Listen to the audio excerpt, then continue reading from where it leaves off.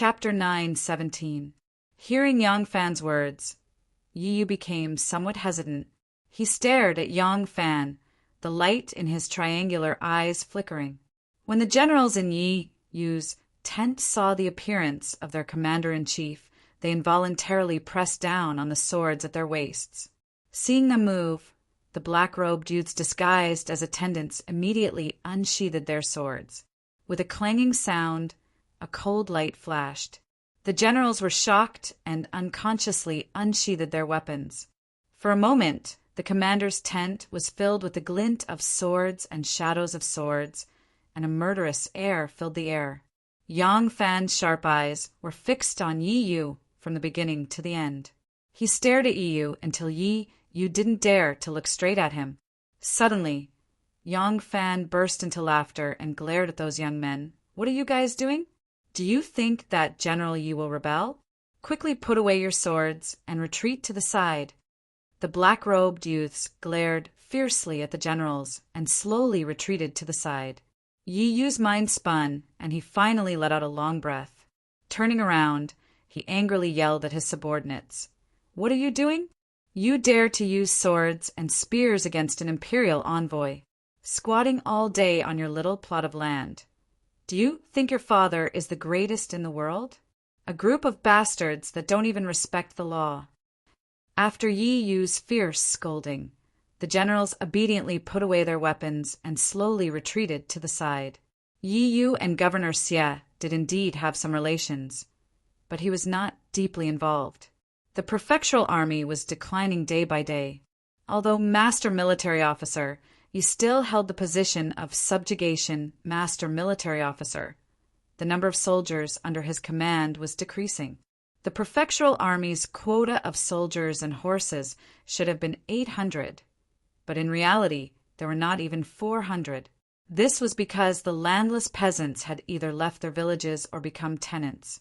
Without land, they had no obligation to continue serving in the military.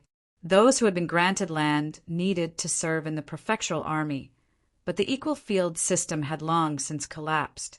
Although the equal field system that had been implemented since the Northern Wei dynasty had once played a positive role, it was only a system that could play a positive role under specific historical circumstances. At that time, the population was withering and the land was barren, so the government could grant equal fields. Once the world stabilized and the population increased, the amount of land that could be given out would be severely insufficient. Furthermore, even though the land equalization order restricted the buying and selling of land, the farmers who were granted land had limited land and were economically weak. Other than selling their land, they would not be able to survive any natural disasters. Other than selling their land, there was no other way out. It was inevitable for the landlords to annex the land, and as such the Northern Wei policy was destroyed not long after it was implemented. After that, Northern Qi, Northern Zhou, Sui, and Tang, because of the frequent changes of government, the loss of population, and the desolation of land, were all able to implement this policy in the early stages of founding. But without exception, once the world stabilized and the population increased, the drawbacks of this system were undoubtedly exposed. Nowadays, the equal field system in many areas was practically useless, and it was only a matter of time before it was abolished. Being in the official army, Yi Yu was well aware of the official army's current situation. He did not know when the official army would be disbanded and where he would go at that time. Therefore, he had long given up on leading the official army. He muddled along every day and made some money whenever he could. For example, a few days ago, people from Fengzhou had urgently purchased 100,000 don of grain and needed to be transported to Fengzhou. If they had hired laborers in 2s and 3s, the efficiency would not have been as fast. Official Yi had found him and the other 2 county commandants and asked them to help purchase and transport the grain. That was why they had been able to move so quickly.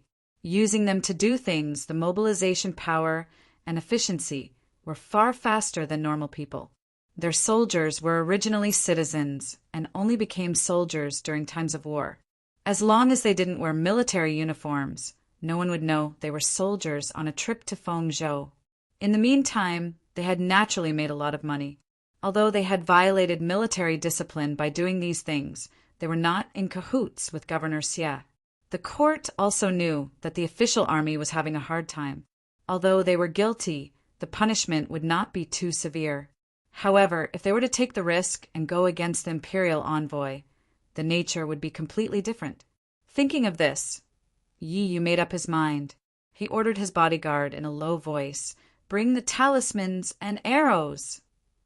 Although Yang Fan looked very calm on the surface, he was actually afraid that the county commandant would be too close to Governor Xie and that he would do something desperate. Therefore, his tone and expression were stern, and he purposely put on a fearless appearance, hoping to intimidate him with his imposing manner and prevent him from having any disloyal thoughts. In this day and age, it was common for the Turks and nobles to defect from each other. Even the current British minister Su Jingye, who was determined to restore Li Tang's throne, would want to escape to a foreign country that was hostile to the Tang dynasty, not to mention these corrupt officials who were not loyal to the emperor and did not love the country. Now that Yi Yu had finally given in, Yang Fan's heart was finally at ease. Yenzhou had a total of 13 prefectures. Among them, there were 3 prefectures that surrounded Yenzhou and were stationed near it. According to the names of the prefectures, they were the Fusha Prefectural Army, Jinming Prefectural Army, and Fonglin Prefectural Army. Among them, the Fusha Prefectural Army was the closest to Yenzhou City, which was also where Yang Fan was rushing to. Therefore, it was also called the Yenzhou Prefectural Army. The other 2 prefectures also sent people. Among these 2 prefectures, Fonglin Prefecture, according to the information obtained in advance, had the closest relationship with the prefectural officials. The 2 families were related. Because Yang Fan had another important mission, he went to the nearest Fusha Prefecture. Fonglin Prefecture was handed over to Gu Zhuting. Gu Zhuting was dressed as a man. She led a few attendants and went straight to Fonglin Prefecture. While Yang Fan's people and Yi Yu's people were in a state of mutual hostility in the commander's tent, Gu Zhuting had just arrived at the Fonglin Prefectural Army's gate. When Lin Lu, the commandant of the prefectural army, heard the news, he hurriedly invited Gu Zhuting and her people into the commander's tent. He asked for their purpose, but Gu Zhuting talked about all sorts of things to stall for time. This Lin Lu was actually Governor Xie's brother-in-law, because Governor Xie fawned on Wei Wang Wu Qingxi. All of a sudden, he leaped over the Dragon Gate and became a high-ranking official. His whole family followed him and moved out of the sparsely populated, desolate, and poor Jinzhou prefecture. Governor Xie's brother-in-law was originally a minor official in Jinzhou's Ningyuan County. He also followed his brother-in-law and became an official. Although the Tang dynasty had a system of avoiding relatives, it was not perfected by later generations. It was not until the middle of the Tang dynasty that the imperial court stipulated that grandfather and grandson, father and son, cousins and uncles and nephews were not allowed to be officials in the same ministry or department. This was only emphasized in the capital and was not followed locally. Nowadays, the imperial court was not so strict. Weren't the 2 officials in the same yamen? Governor Xie and Commandant Lin were not in the same yamen, and there was no direct subordinate relationship between the civil and military forces. Moreover, they were both local officials, so they were not restricted by the family avoidance system. Gu Zhuting knew that this Commandant Lin was Governor Xie's closest relative and had a lot of input into Governor Xie's affairs. It was very likely that he was Governor Xie's best friend. How could she not be extra careful? She kept putting on airs and putting on the airs of a high-ranking official in the capital, rambling on, asking all sorts of questions. She did not get into the main topic until a black-robed guard walked behind her and whispered a few words into her ear. Gu Zhuting nodded her head lightly. She then suddenly stood up. Her originally smiling face became solemn. Commandant Lin Zhang Fengqin is inspecting Yenzhou and has investigated Yenzhou Provincial Governor Xie Yubin for many illegal acts. He has decided to bring him to justice. I am here on the orders of the Imperial Envoy to take over the military camp. Commandant Lin, please immediately hand over the military seal and command Arrow." When Lin Lu heard these words, he couldn't help but be shocked. Just now he saw Gu Zhuting was vague with her words, talking about all sorts of things. He secretly raised his guard and quietly ordered the soldiers to lie in ambush around the commander's tent. Now that the envoy really stated his intention, he didn't expect that it was for his brother-in-law. Lin Lu was deeply involved in Governor Xie's affairs and naturally knew what crime his family had committed. This was a crime punishable by execution. Lin Lu's face darkened as he stood up. In a deep voice, he said, "This is against the rules. Provincial Governor Xie is a local governor. If he has committed a crime, the imperial censor will naturally impeach him and the Ministry of Justice will interrogate him. Why would the imperial army come to arrest him? Zhang Fengqin is inspecting the elders in all 4 directions under the imperial edict. When did he also have the right to interrogate the local officials?" Gu Zhuting's gaze froze. In a cold voice, she said, "You want to defy the imperial edict." Lin Lu was originally just a small official in the Yuan Academy in Jinzhou. He originally lacked respect for the law and imperial power. Now that he had risen to the sky in one step and became a general, he was free and unfettered in this Yenzhou prefecture. He was even more daring. How would he be afraid of Gu Zhuting's threat?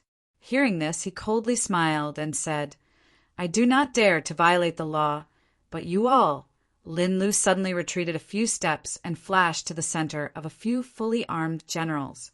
Pointing at Gu Zhuting, he sternly said, "They are scoundrels, pretending to be imperial envoys with ill intentions.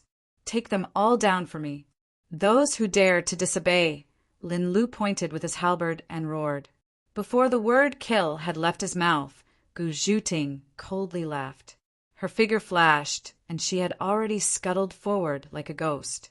Standing in front, County Military Officer Gui Qin Chongyin jumped in fright. The saber in his hand unconsciously slashed towards her. Gu Zhuting's slender waist swayed. With a tap of her foot, she floated past aside. Qin Chongyun's saber slashed empty air. Military Officer Chu Ziki hesitantly raised his saber. Before he could stab forward, Gu Zhuting had already spun around. Chu Ziki only saw a blur in front of his eyes. A figure flashed. His nostrils could only smell a faint fragrance. Gu Zhuting was already behind him. Lin Lu did not expect this imperial envoy's movement to be so fast. He hurriedly grabbed a general beside him and used him to block in front of him. Gu Zhuting's figure only paused for a moment before she quickly bounced back. She flipped in the air and accurately landed back on her seat. She leisurely picked up the cup of water and lightly said, "Show the banner!" Looking back at Lin Lu, he was still holding the general's collar to block in front of him. Only half of his throat was exposed. At this moment, blood was spurting from his throat. The warm and salty blood splashed all over the general's head and face. This general seemed to be scared stiff. He maintained the posture of being pulled over diagonally without moving. So fast! What a fast movement technique! What a fast move! What a fast move! But it was unknown if she was using a saber or a sword. At this moment, she was only holding a porcelain cup that was as white as jade. There was no weapon in her hand. There was not even a drop of blood on her body. It was hard to believe that it had just killed someone with its orchid-like palm. Lin Lu's eyes were wide open. He looked at her in fear. His finger was still pointing in her direction. His throat made a gurgling sound. Suddenly, his body went limp and he collapsed onto the ground. In front, Chen Chongyin was in a horse stance with his saber in hand. He had not yet retracted his sharp steel saber. Military Officer Chu Ziki was still maintaining the posture of thrusting his saber. He and Chen Chongyin were on the left and right. They were like 2 arhats subduing dragons and tigers. But the dragon and tiger were nowhere to be seen. There were only them standing there, baring their fangs and brandishing their claws. Chapter 918. seeing their general killed on the spot and this person's unfathomable skills. The generals of the Fong Lin prefectural army were all shocked. They retreated several large steps, as if they had seen a ghost. "Commandant Guai," Qin Chongyan shouted. "The general has been assassinated. Capture them. Quick! Light the fire and summon the troops." Hua! Following Gu Zhuting's order, the two black-robed guards standing behind her suddenly moved. One of them quickly opened a long purple silk bundle and revealed a purple bamboo with a red oxtail hanging from it. The other opened a similar long bundle and revealed a scarlet banner with a red tiger and a golden dragon. Gu Zhuting's clear eyes swept over the generals in the tent. In a clear voice, she said, "The imperial banner is here. Whoever dares to disobey will be killed without mercy." The banner was used for rewards, and the banner was used for killing. It was the same as the Han Dynasty's Shangfang precious sword, the Three Kingdoms, two Jin and Northern and Southern Dynasties' imperial axe, and the Ming and Qing Dynasties' imperial banner. It had the power to kill first and report later. It would not be easily given to an imperial envoy. Before the Tang Dynasty implemented the system of regional commanders, it had only been given a few times. If it weren't for the Empress's most beloved little darling, Zhang Changzong, coming over, this banner of life and death would definitely not have been given. The camp where Gu Zhuting was coming was the most dangerous. How could Yang Fan not be worried? Thus, this banner with the power of life and death had been given to Yang Fan and handed over to Gu Zhuting. When the generals and the commanders' tent saw Gu Zhuting reveal the banner, they couldn't help but look at each other in dismay. This was the first time they had seen a banner, but they were clear about its use. What should they do? Should they close their eyes and pretend they didn't know what a banner was and order the soldiers to chop this imperial envoy into meat paste? Or should they disarm and obey orders? They had followed Commandant Lin and done all kinds of bad things. Now that Commandant Lin was dead and Governor Xia was about to be arrested, they would not be able to escape the net of the law. They were truly unwilling, but they were only accomplices. Even though they were guilty, their crimes did not warrant death. Even if they deserved death, it was only one person's crime. Now that the banner had been raised, it was as if the emperor himself had arrived. If they continued to resist, their entire family would not be able to escape punishment. Just as he was struggling and hesitating, a black-robed guard accompanied by an old general who was fully armored and had a grizzled beard hurriedly burst into the commander's tent. There were guards at the gate and guards outside the tent. How could these two people barge in? Could it be? This thought had just surfaced in the minds of all the generals when the armored old general, who had charged into the tent with large strides, cupped his hands and performed a military salute to Gu Zhuting. With a voice like a great bell, he said, "Sui Province Prefectural Army Commandant of Zhejiang, Shilai, has received an imperial edict to lead his troops into Yenzhou and await the imperial envoy's orders." When Chen Chongyan heard this, he knew that the situation was hopeless. He couldn't help but let out a long sigh and threw the saber in his hand to the ground.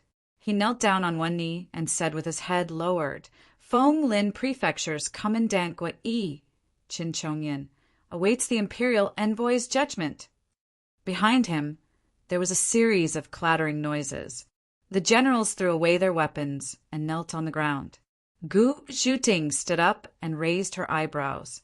She cupped her hands to return the salute to General Shi and said in a clear voice, "Thank you for your trouble, General Shi. Please divide some troops to take over the barracks here, and then follow me to the Jinming Prefectural Army to provide support." Before the banquet began, all the elders gathered at the provincial governor's manor to listen to the emperor's holy teachings and concern conveyed to them by the angel. When Yang Fan left, he arranged for first Gu and second Gu to stay by Zhang Changzong's side. This was the empress's darling. If anything happened to him, no amount of meritorious service would be able to make up for this mistake. Yang Fan had to protect him well. However, Zhang Changzong didn't feel that he was in the midst of a pack of wolves. He promised to wait for Yang Fan to return before making trouble. But in his heart, he planned to make a move without waiting for Yang Fan's return. With Yang Fan around, he always felt that it wasn't straightforward enough. If he directly gave the order to take down all the officials of the prefecture, how delightful would that be? When he stood at the corner of the temporarily built high platform, he saw the provincial governor, other officials, the chief of censorate, and other major officials of the prefecture already standing solemnly on the platform. He also saw the elders below the platform, slowly gathering in front of the platform. He couldn't help but fantasize that if he suddenly took down these people and listed the crimes of these corrupt officials in front of the stunned elders. Thinking of such a scene, Zhang Changzong felt a little smug. He called for First Gu in a low voice and whispered, "Get ready to move!" First Gu cried out, "Zhang Fengqin, General Yang hasn't arrived yet." Zhang Changzong said eagerly, "Why do we need to wait for him? These are all civil officials who would dare to rebel against the heavens." First Gu frowned and whispered into his ear, "Zhang Fengqin, look over there." Zhang Changzong looked in the direction that First Gu was pointing and saw a few officials wearing sabers at their waists, leading a group of bailiffs, wielding chains and batons in their hands, patrolling the area. First Gu whispered, "These corrupt officials are all guilty of the death penalty. We have to be careful of cornered dogs doing something desperate. If they kidnap their families and property and flee to other tribes. Zhang Fengqin, this place isn't far from the Turks." Second Gu also came to his side and whispered, "Who knows how many benefits the officials and bailiffs here have received from them? It's inevitable that some of them will be willing to advance and retreat with them. Zhang Fengqin, we mustn't be too hasty.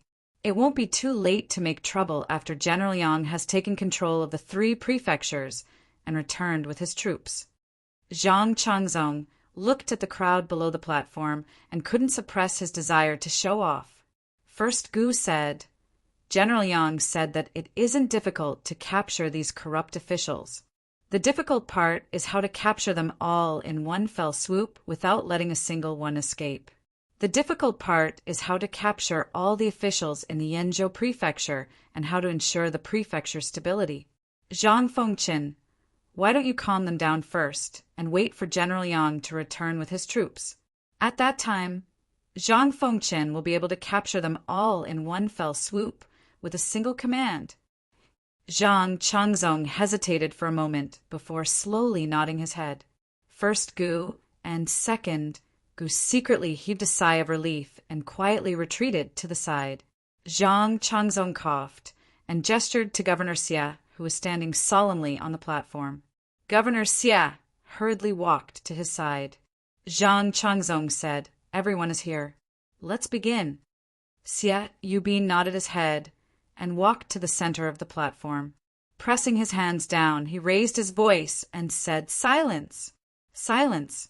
Dear elders, in order to educate the world and promote the virtues of respecting the elderly, we have specially sent out envoys to patrol the world and convey the Son of Heaven's benevolence and concern to all the elders. Today, Imperial Envoy Zhang Fengqin has received the imperial edict and spared no effort to travel a long and arduous journey to my Yenzhou.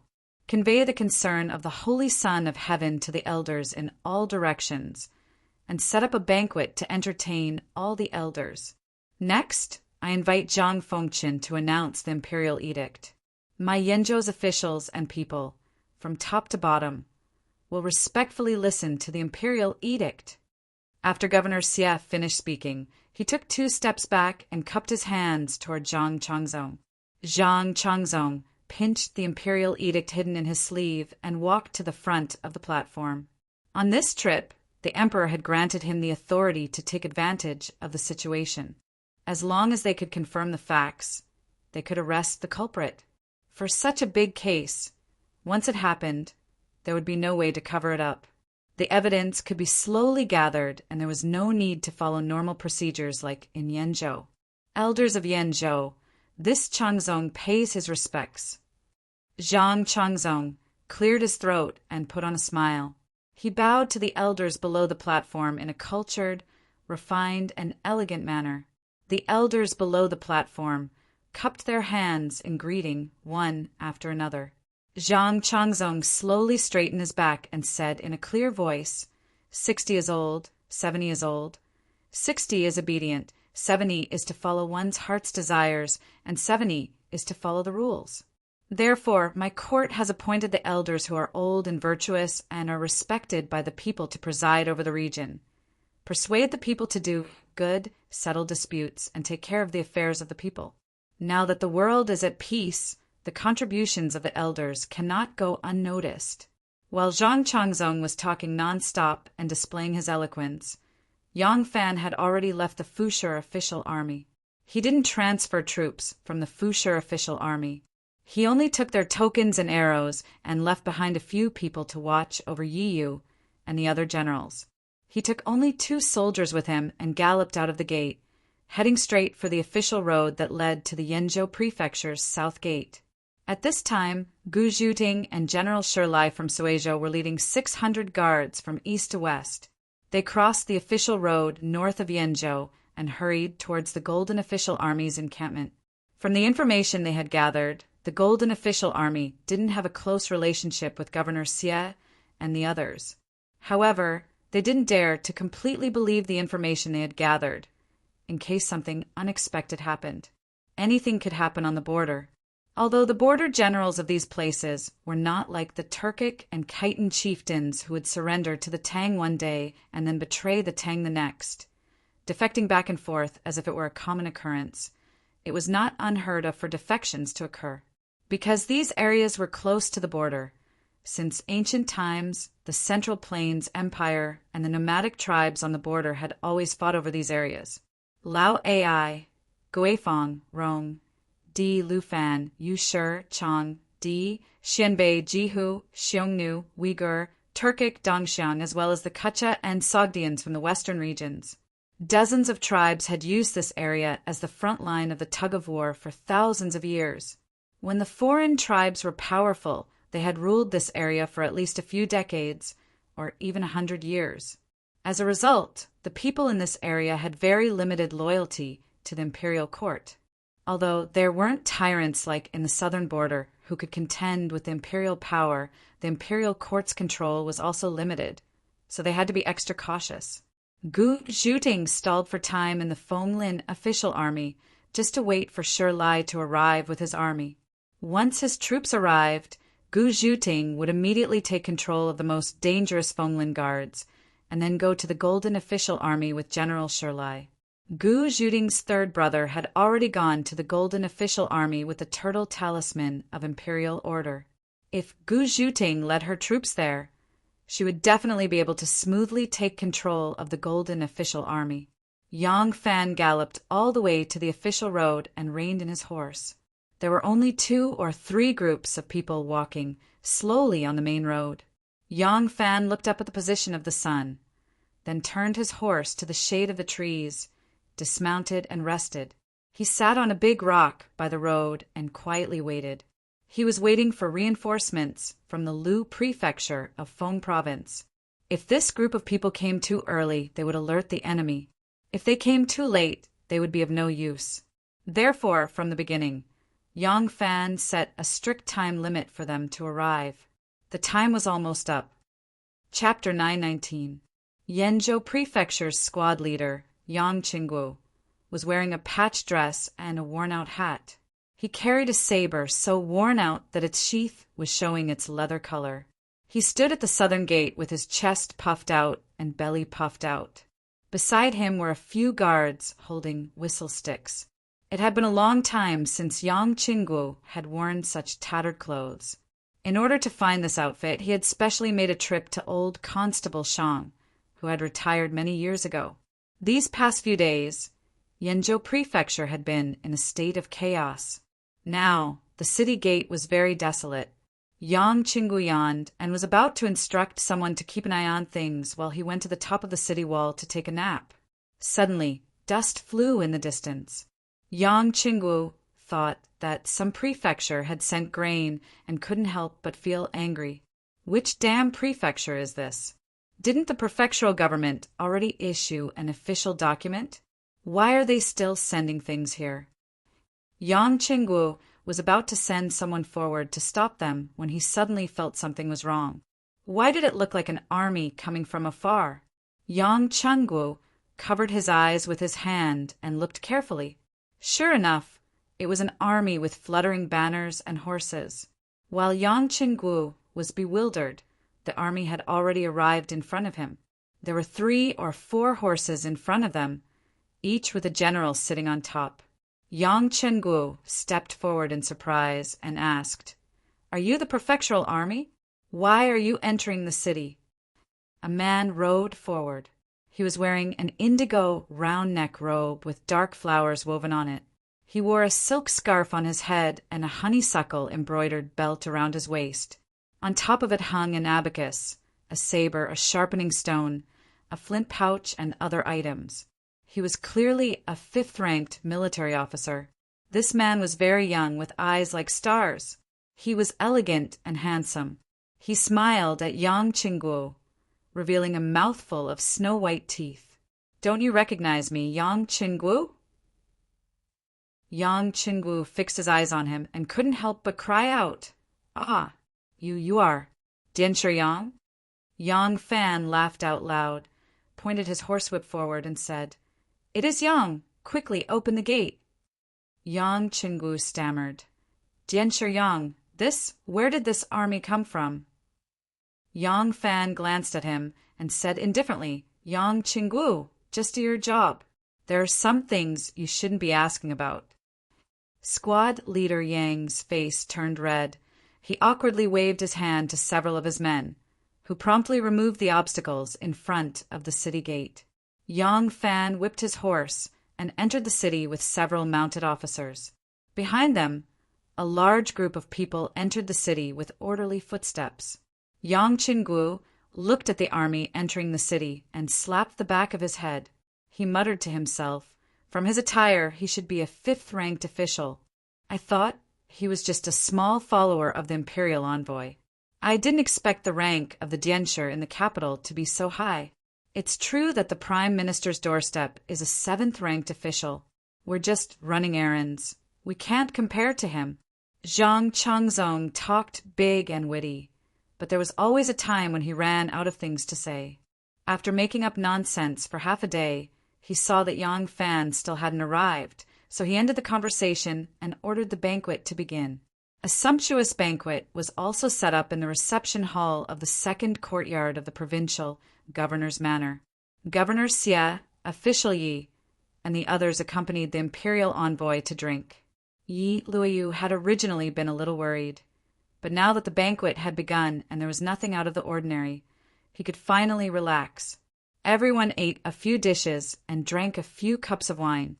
Governor Xie and a group of officials accompanied Zhang Changzong out to toast the old people.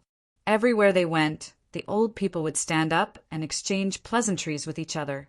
It was a very lively scene. Zhang Changzong slowly finished toasting the main courtyard and turned to the slums outside the eastern courtyard. There was still more than half of the wine in his cup.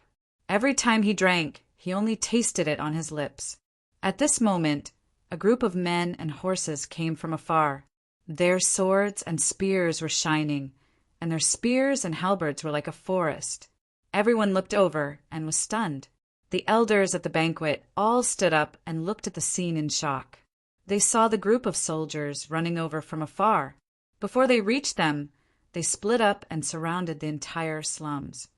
Seeing this, Guda and Gu-er immediately stepped forward and pushed away Provincial Governor Xie and Lu Biche, who were standing on Zhang Changzong's left and right. Zhang Changzong said excitedly, "They're here?" Without waiting for the others to answer, he saw Yang Fan. Yang Fan and a few official army generals were approaching. They got off their horses and walked forward, followed by 2 groups of murderous soldiers.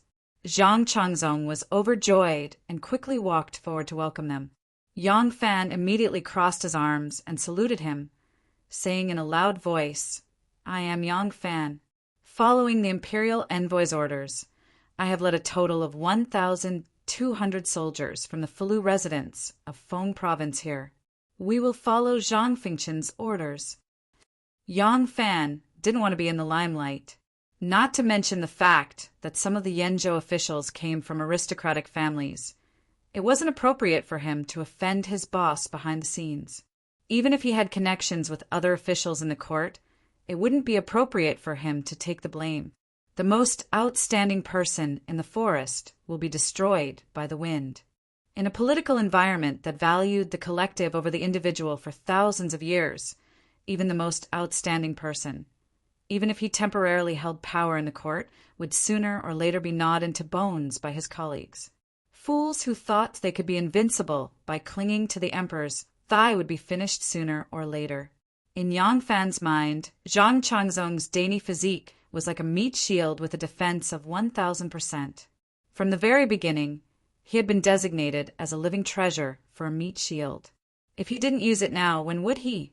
Zhang Changzong didn't have this kind of awareness. Seeing that Yang Fan was extremely respectful to him and had handed over the limelight of capturing all of Yenzhou's officials to him, Zhang Changzong was overjoyed. He immediately ordered, "Yang Fan, listen to my orders. Immediately arrest all of the Yenzhou government's official seal, assistant official, chief official, odd job official, and all of the officials." Only after Zhang Changzong finished speaking did he realize that he was still holding a wine cup in his hand. At this moment, it would be more dramatic if he tossed the cup as a signal. Zhang Changzong didn't even think about it. He immediately smashed the cup in his hand onto the ground and shouted, "Do it!" The wine cup fell to the ground and shattered into pieces. This time it was quite imposing, but it was unknown how much hatred this smash had attracted. "I will obey your orders." Yang Fan was very cooperative and loudly accepted the order. The Lu Residence's Jicheng commandant, Li Yibai, laughed sinisterly and waved the saber in his hand, shouting, "Do it!" His subordinates, like wolves and tigers, swarmed forward and pressed Governor Xia. Lu Bigo, Chief Historian Yi Major Lin, and the other officials to the ground. First they stripped them of their official robes and hats, and then they tied them up with ropes. Their hands and feet were very agile. The surrounding elders were dumbstruck by this scene. Seeing this, Yang Fan hurriedly moved to Zhang Changzong's side and said in a low voice, "Zhang Fengqin, please appease the surrounding elders." Zhang Changzong was a little unhappy that Yang Fan had always acted arbitrarily in the early stages of the plan. Now that it was time to be in the limelight, but Yang Fan was following his lead everywhere, his unhappiness had long since vanished. Zhang Changzong nodded satisfactorily at Yang Fan and took 2 steps forward. Spreading his arms, he said in a loud voice, "Elders, please do not be alarmed. This official is under imperial edict to arrest a group of corrupt officials in Yenzhou. This official has nothing to do with you elders. Today, I invite all the elders to bear witness. Furthermore, this official has something to entrust to all the elders.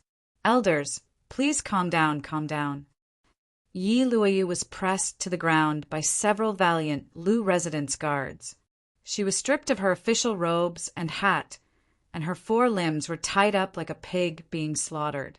Her face was pressed against the mud as she stared fixedly at Yang Fan. After staring for a while, she sighed sadly and slowly closed her eyes. The entire Yenzhou prefecture was in a mess. Soldiers were arresting people everywhere. Fortunately, most of the officials with status were in the provincial governor's residence, so arresting them was very easy.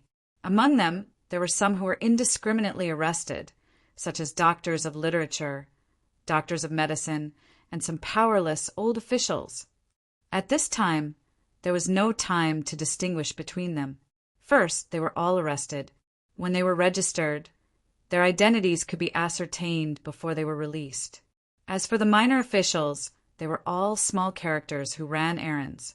Although Yang Fan had the heart to eradicate evil, he also understood that these people were the foundation of governance. He couldn't just sweep them all away. Moreover, these minor officials were all dishonest at the top and unscrupulous at the bottom.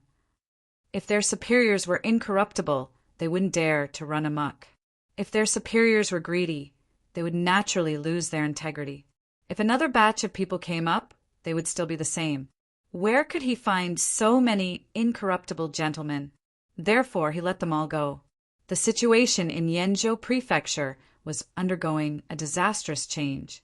When the Fulu Mansion's officers and soldiers searched all the way down the provincial governor's mansion, they unexpectedly discovered a picturesque and magnificent mansion hidden deep in the forest at the back of the mansion. They could not help but be astonished by Governor Xie's wealth. Just from the Xie residence's rear residence, they had confiscated mountains of gold, pearls, jade, and countless riches. Of course, it was inevitable that the soldiers would steal some easily concealed, small belongings in passing. In fact, this included the soldiers of Suizhou's Jilia division, who had strict military governance. When they searched the mansions of various corrupt officials, they also stole small fortunes. This kind of thing was unavoidable. Zhang Changzong was too lazy to care, and Yang Fan turned a blind eye to it.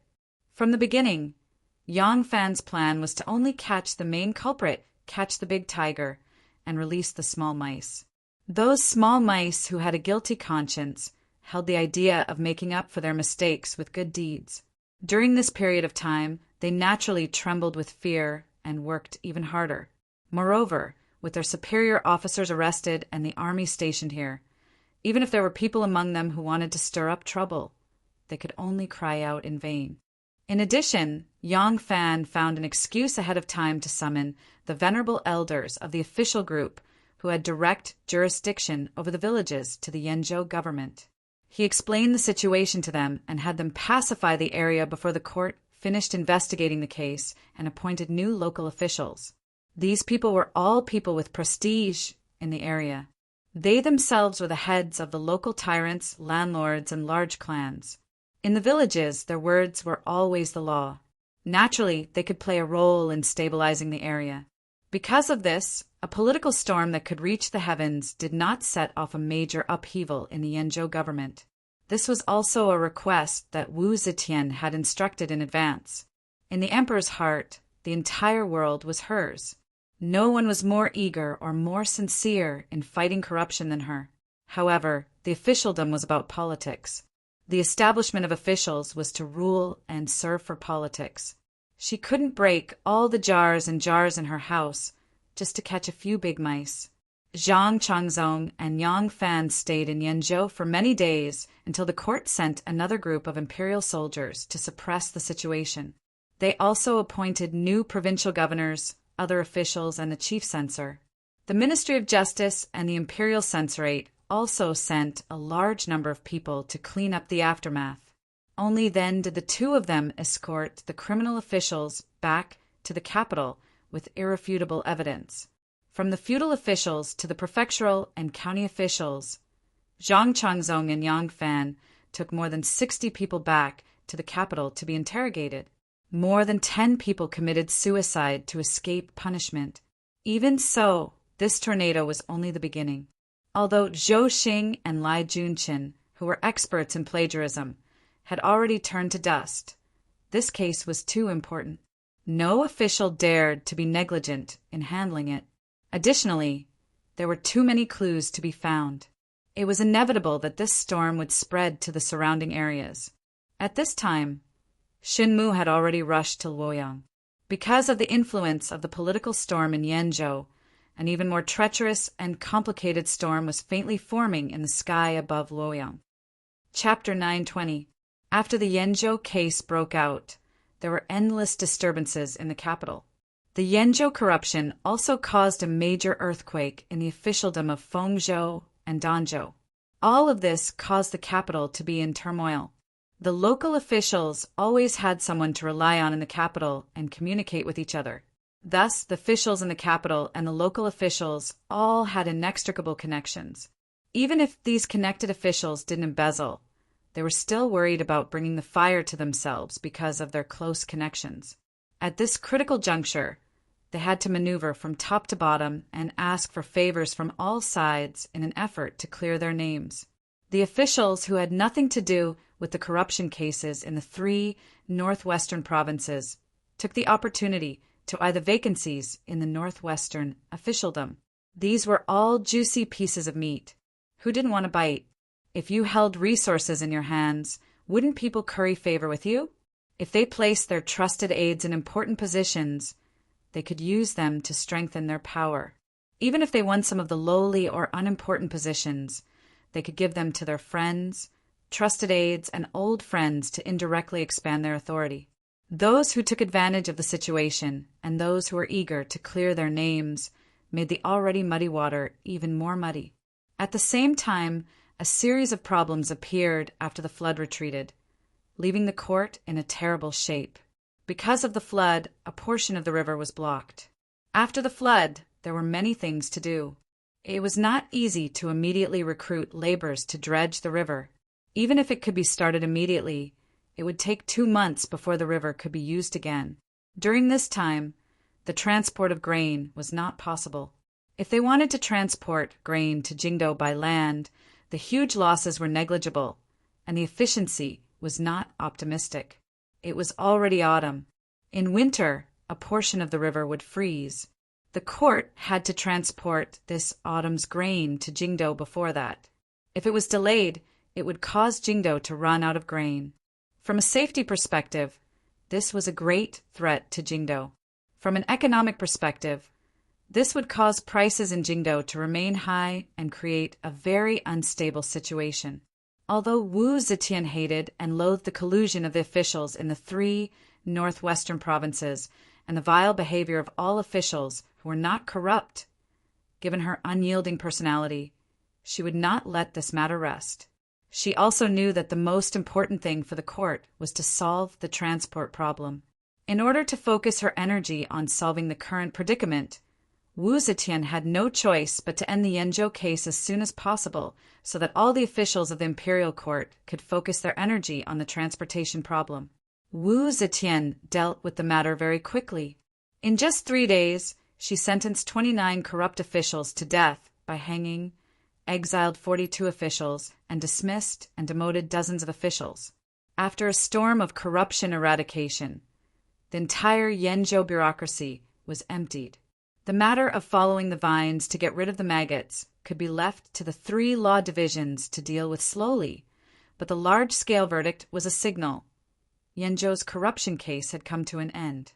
Wu Zetian summoned the prime ministers and officials from the Ministry of Works and the Ministry of Revenue to discuss how to solve the difficulties the capital was currently facing. For the next few days, all the officials expressed their opinions, but none of them could come up with a perfect plan. Wu Zetian was impatient. She glanced at Minister of Revenue and Ling Yu, who had been frowning and pretending to be deep in thought, but couldn't come up with a proper proposal. She said coldly, "Minister, and has been thinking hard for many days. Do you have a good plan? Could it be that the Ministry of Revenue has no opinion on this?" Hearing the anger in the Empress's words, Minister Anne's heart trembled. Although the Yanzhou case had all sorts of problems, the main cause was grain. As the head of the Ministry of Revenue, he couldn't absolve himself from the blame for such a major case occurring right under his nose. If it weren't for the fact that the transportation problem had fortunately occurred and the imperial court was in need of manpower, he would have inevitably been implicated. Now that the emperor was furious, if he didn't offer a plan, the consequences would be dire. Minister and steeled his heart and gathered his courage. He spoke of the plan that Lu Nanquan, the minister of Duji, had offered when he was discussing it with his subordinates at the Yamen. "Your Majesty, this subject believes that this winter's danger can be easily resolved, but the crisis of 10,000 years is over. Luoyang floods once every decade, and the power of heaven and earth can't cure it. The capital of the nation, the center of the world, shouldn't be built in a place of worry." Wu Zetian frowned and asked, "What does minister and mean?" Minister and gritted his teeth and said, "This subject believes that the imperial court should return the capital to Chang'an." Once these words were spoken, the hall instantly fell silent. Luo Bing Workshop was located in the northwest corner of Luoyang. Across the Luo River was the Chongqing Gate of the imperial city.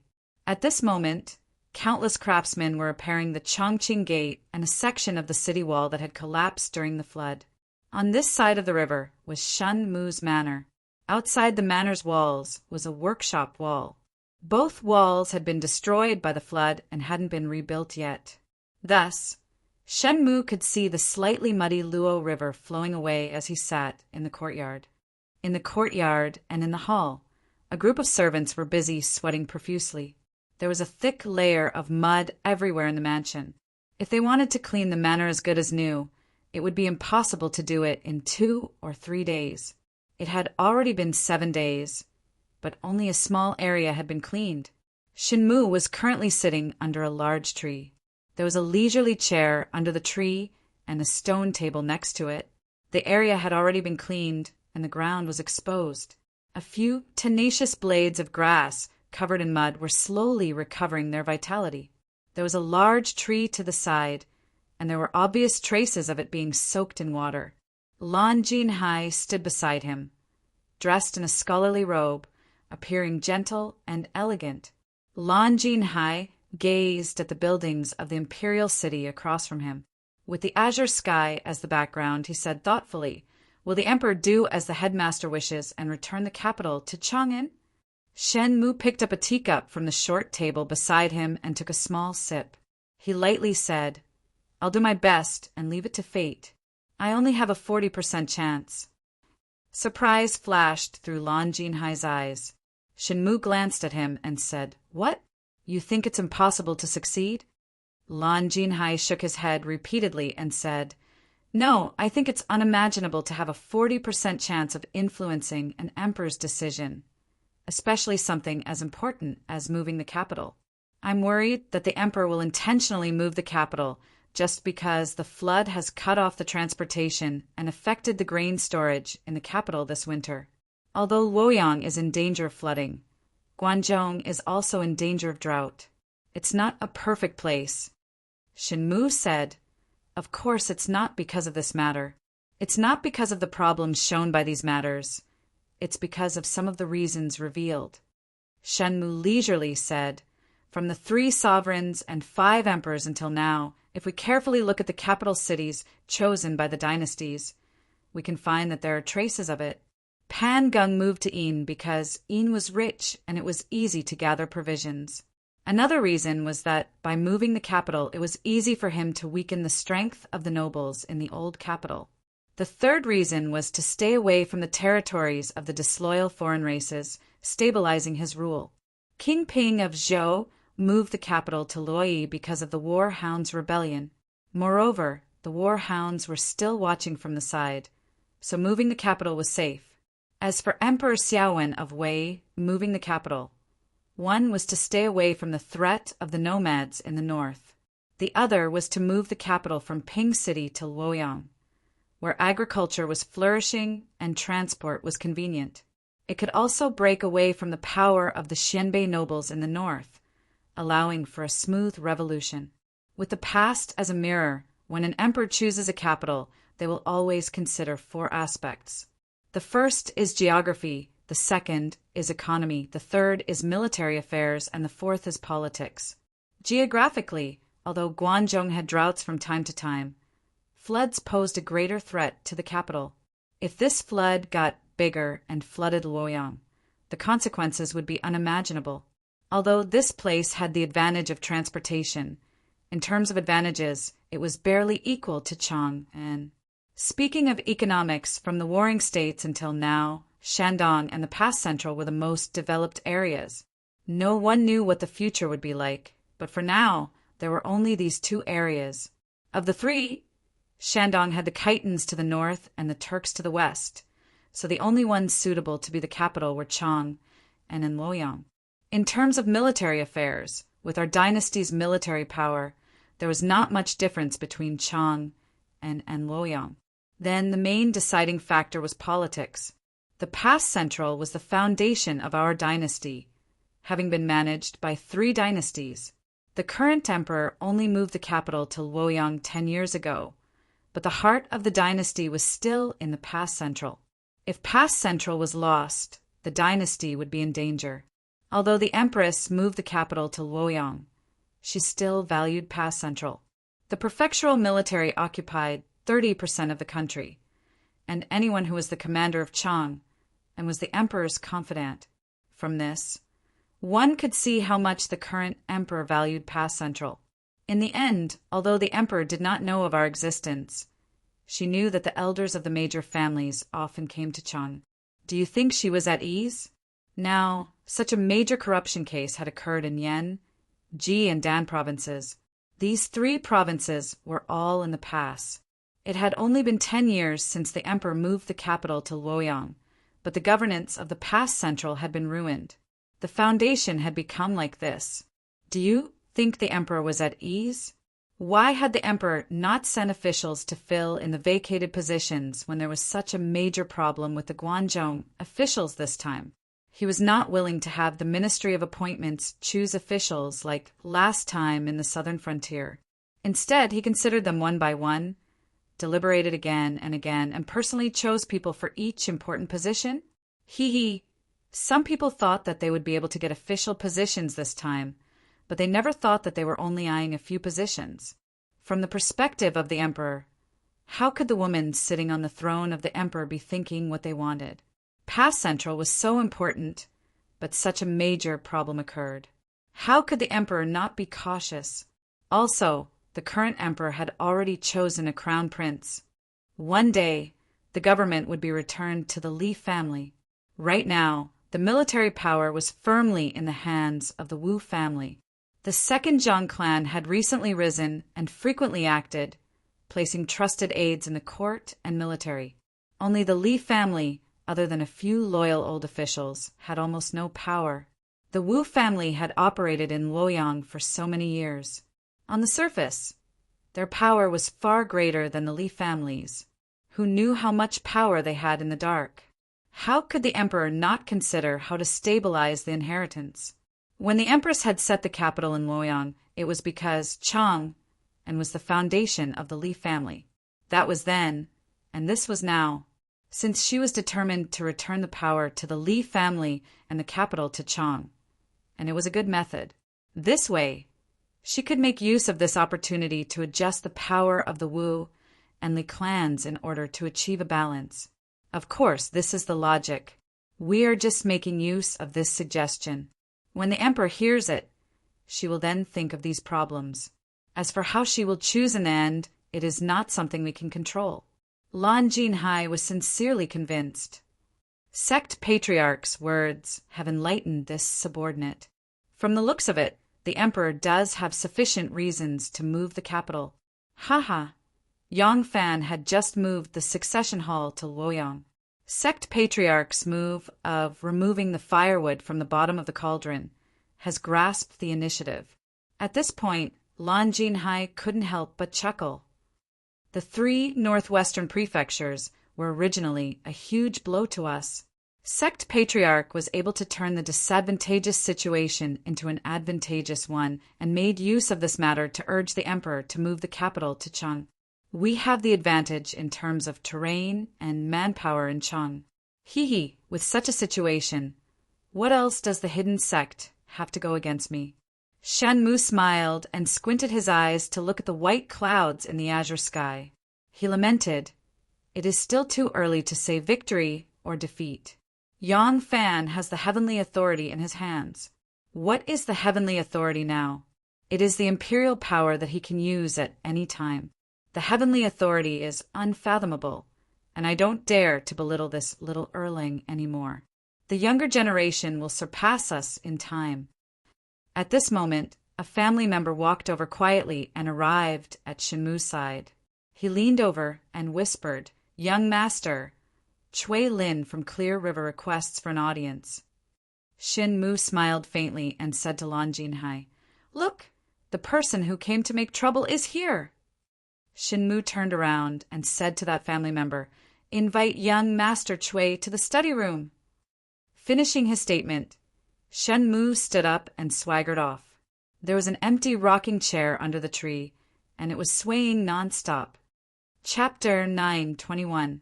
Chui Lin had just come out of Yang Fan's place to visit Shenmu. The storm in Yenzhou had affected all directions, and the 7 great clans had suffered heavy losses. The Li Tang dynasty had been established in Guangzhou since its founding, so the power that the 7 great clans had worked hard to develop was concentrated in Guangzhou. After Wu Zetian took power, she had moved the capital to Luoyang. But Chang'an, as the secondary capital of the Zhou dynasty and the capital of the Tang dynasty, had never been inferior to Luoyang in terms of political and economic strength. Also, Wu Zetian had only established the country 10 years ago. To support a representative who could truly be of use in officialdom, the investment period was usually longer than 10 years. Therefore, the 7 great clans' foundation in Luoyang was extremely shallow. In addition, these 10 years had been the most turbulent in politics. There had been endless killings and purges. Even the prime ministers found it hard to be comprehensive, much less the useless soldiers and crab generals who were on the wrong side. Under these circumstances, they could not develop their power in Luoyang. This was also the main reason why the 7 great clans still chose Chang'an as their main location. In the end, the disaster in Yanzhou had spread to Dan Province, Feng Province, and all of Guangzhou had been shaken. The networks that the great clans had worked hard to develop in Guangzhou for many years were inevitably destroyed. They placed the blame on Yang Fan. If Yang Fan had not broken the rules and drawn the power of the officials into the conflict between the obvious and hidden sects, how could this have happened? Cui Lin had already grasped the attitudes of the various clan heads. When he saw Yang Fan again, he was not polite. He first listed the losses suffered by the great clans to Yang Fan, accompanied by harsh denunciations and condemnations. In the end, his anger had not yet dissipated. He concluded, "You, Yang Fan, cannot escape the blame for this matter. You must take responsibility." Yang Fan said with an innocent expression, "This matter has nothing to do with me. The officials of the Yanzhou government are extremely daring to swindle disaster relief, and this is not the first time. How can it be concealed? The emperor somehow learned of the true situation there and sent people to investigate. This kind of matter cannot be concealed, so naturally it was found. I have official duties, and am only following orders to go to Yanzhou on official business. The main envoy is Zhang Changzong, and I, as the deputy envoy, am only following orders. Even if I don't go, the imperial court will send someone else, and the final result will still be the same, no different from now. Brother Cui, why do you want to impose this responsibility on me?" Cui Lin was furious and said, "You dare to do it, but don't dare to admit it? Even if you weren't the one behind this, you could at least inform us in advance, right?" The corners of Yang Fan's lips curled up slightly as he mocked. "Why should I greet you? How do I know your people are there? Have you ever told me? As an official in the imperial court, do I have to report everything to you? Besides, those people have families, businesses, and reputations. Even if I tell you, as long as they are involved, do you think they can escape?" Cui Lin's expression turned gloomy as his fair skin turned green. "Sect Master Yang, I'm only conveying the clan lord's dissatisfaction to you. The clan lords can support you to the highest heavens and can also step on you to hell. Please behave yourself." Yang Fan said indifferently, "If you remove me, will you be able to suppress the fighting spirit of the entire Xian sect? If you remove me, will the hidden sect give up on attacking us? If you remove me, will the emperor stop investigating this corruption case? If you remove me, will you let those of you who have official identities and are involved in this case be safe and sound? If you can, I will step aside." When Cui Lin heard this, he was instantly speechless. In reality, Yang Fan's recent series of forceful and effective actions had already won the hearts of the entire Xian sect. How could he be easily replaced by the aristocratic families behind the scenes? Many people in the Xian sect might not be completely loyal to Yang Fan, but they were very supportive of him. Putting everything else aside, if Yang Fan was able to lead the Xian sect to victory, not only would they be able to vent out their resentment for losing to the hidden sect previously, but their authority and benefits would also increase.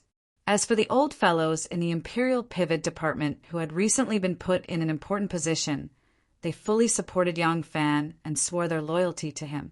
It was Yang Fan, who was also from a commoner clan, who put them in an important position.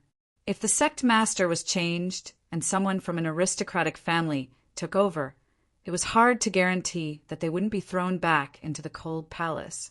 These advisors who had no power and influence had now tasted the taste of power. It was a feeling that made them feel like they were walking on clouds. They wouldn't be willing to give up everything that was in their hands, so they could only stand on Yang Fan's side without reservation. There was no need to consider the series of "can I" questions from Yang Fan. Just because of this reason, the aristocratic families couldn't act rashly against Yang Fan. The conflict between the two sides hadn't developed to the point where they would rather bring great losses to this enormous economic empire just to get rid of Yang Fan. Therefore, Cui Lin could only give in.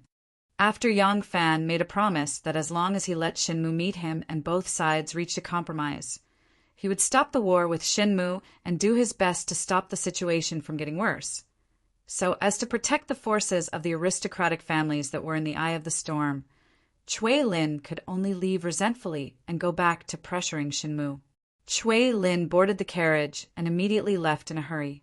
Yang Fan stood under the lintel of the door and looked at the carriage that was gradually getting further away. He raised his hand to touch his ear, and when he lowered it, he very naturally swung it forward. At the side of the road, a porter leading a donkey immediately tiptoed over. Yang Fan already knew that Shinmu had come to Luoyang, but he hadn't found out where he was staying. Now, he could use Cui Lin to find out where he was. If Cui Lin could facilitate the two of them to meet, that would be for the best. There were some things that he wanted to discuss with Shanmu face to face. If Shanmu avoided meeting him, finding out where he was would also make it easier for him to take action. Yang Fan saw that the carriage had already disappeared into the alley and was about to turn around to return to the mansion. Just as he stepped over the threshold, he saw several servants rushing over. One of them was a guard that the succession hall had arranged in the mansion. Yang Fan's house now had the protection of Gu Jingzhang's family. Most of the people sent by the succession hall had been transferred to other uses, leaving a few people behind to guard the back residence. Yang Fan was puzzled and asked, "Why are you all panicking?" A girl's voice shouted from behind, "Don't delay, hurry up! Invite all the famous doctors in Luoyang." The one who spoke was Third Sister. As soon as she saw Yang Fan standing at the door, Third Sister hurriedly squatted down to greet him. Yang Fan moved sideways to let the servants pass and asked her, "What happened?" Third Sister hurriedly said, "Ah Lang, second Yangzi's pregnancy, is affected. She has some pain in her abdomen." "What?" As soon as Yang Fan heard this, his heart tightened and he immediately strode to the back residence. Limited by the medical standards of this era, a woman's pregnancy and childbirth was like going through the gates of hell. So a pregnant woman's illness was absolutely not something to be taken lightly. Third Sister ran behind Yang Fan. Yang Fan hurriedly asked, "What happened?" Everything was fine. How did the pregnancy get affected? Third Sister chased after her and gasped for breath as she said, I don't know either. I only heard Miss Gu calling for help. When I got there, I found out that second mother's pregnancy was affected. I hurriedly sent someone to find a doctor. The two rushed to Anu's residence while talking to each other. Xiao Meng had already arrived first. She was a woman who had given birth to a child, so she had some experience. She quickly helped Anu onto the bed and asked her to lie on her side. She asked many questions, nervously. Anu lied on the bed and repeatedly explained to her that she was fine and there was no need to be so nervous. Gu Zhuting stood by the bed with tears in her eyes. It was unknown whether it was because she was anxious or scared. Tao Mei and other maids and old maids were also standing next to her. The two children also came to join in the fun. Si Rong was holding a dog and Nin Zhu was holding a wooden duckling. They walked around in the crowd of adults. Nianzhu could see that everyone was nervous. He blinked his big eyes and kept asking, "Mother, what's wrong? Aunt, what's wrong? Goo, what's wrong? Sister Tao, what's wrong? Nanny, what's wrong? Nanny." Yang Yinzu shook his little head and asked one by one. He was like a chatterbox, but no one paid attention to him. As soon as Yang Fan entered the door, he hurriedly asked, "Anu, what's wrong with you?" Anu saw that his voice also changed. She was a little embarrassed and said, "Lang Jun, don't worry. I just accidentally affected the pregnancy and felt a little pain in my abdomen. I will be fine after lying down." Nianzu was usually the eye of the family. So far, he was the only male in the next generation of the Yang family. He would be the pillar of the family in the future. But today, no one paid attention to him. Now that he finally saw his father, Yang Nianzu immediately poked his little head out from between the legs and asked loudly, "Father, what's wrong with Aunt?" Yang Fan said, "The little baby in Aunt's belly is naughty," and kicked Aunt. "Nianzu, be a good boy and play outside with sister. Don't disturb little brother." "Oh." Nianzu stared with his big black eyes and brought his precious wooden duckling in front of Yang Fan. He said, "This is for little brother to play with. He won't be naughty if you coax him." Yang Fan laughed and took the duckling. He patted his head and said, "Okay, go out and play. Little brother is still young and afraid of noise." Nianzu agreed and took his sister's little hand and ran out of the door. He said proudly to Si Rong, "Sister, little brother is not sensible. He is not as good as me, right?" Yang Fan saw that the room was full of people. He said, "Everyone go out. It's okay. I will stay here with my wife. If the doctor comes, ask him to come quickly." The maids and old women replied and left. Gu Zhuting wanted to say something, but hesitated. She bit her lips and left quietly. The room was quiet. Only Yang Fan, Shaiman, and Anu were left in the room. The child was now 6 months old. Anu's abdomen was obviously bulging. Yang Fan carefully stroked her belly and asked, "Does it still hurt?" Anu said helplessly, "It's really okay. I just felt a little pain in my chest. It's embarrassing for everyone to be so careful." Yang Fan said, You have to be careful. You can't be careless. Why did it suddenly affect the pregnancy?" Anu rolled her eyes and said, coquettishly, "Don't say it. Isn't it all your fault?" Yang Fan was dumbfounded. He asked curiously, "You were choking. Why are you blaming me?" Chapter 922. The corner of Anu's mouth twitched as if she still wanted to laugh. She held her stomach and panted. "It's obviously a tiger's penis, but you lied to me and said it's snake jerky." Master Gu took it seriously. I couldn't hold it in and laughed so hard that I couldn't stand straight. In the end, when Yang Fan was in Yenzhou, Governor Xia gave him a few local specialties. Although Governor Xia was arrested, he didn't return the gifts. When he returned to Luoyang, he casually ordered them to be sent to Anu. Yang Fan was thinking about what the deer and wyvern could be used to nourish Anu's body. When Gu Zhuting took out the deer, wyvern, and bear paw, it was fine. But when she picked up the tiger's penis and said it was snake jerky, Anu was surprised. She thought Miss Gu was joking with her. She couldn't help but laugh. "Master Gu is teasing me. This thing is obviously for men to nourish themselves. Why would I eat it?" Gu Zhuting was puzzled. She held the broken tiger's penis and asked, "Is snake jerky only suitable for men to nourish themselves? This is the first time I've heard of it." Anu was stunned when she heard that.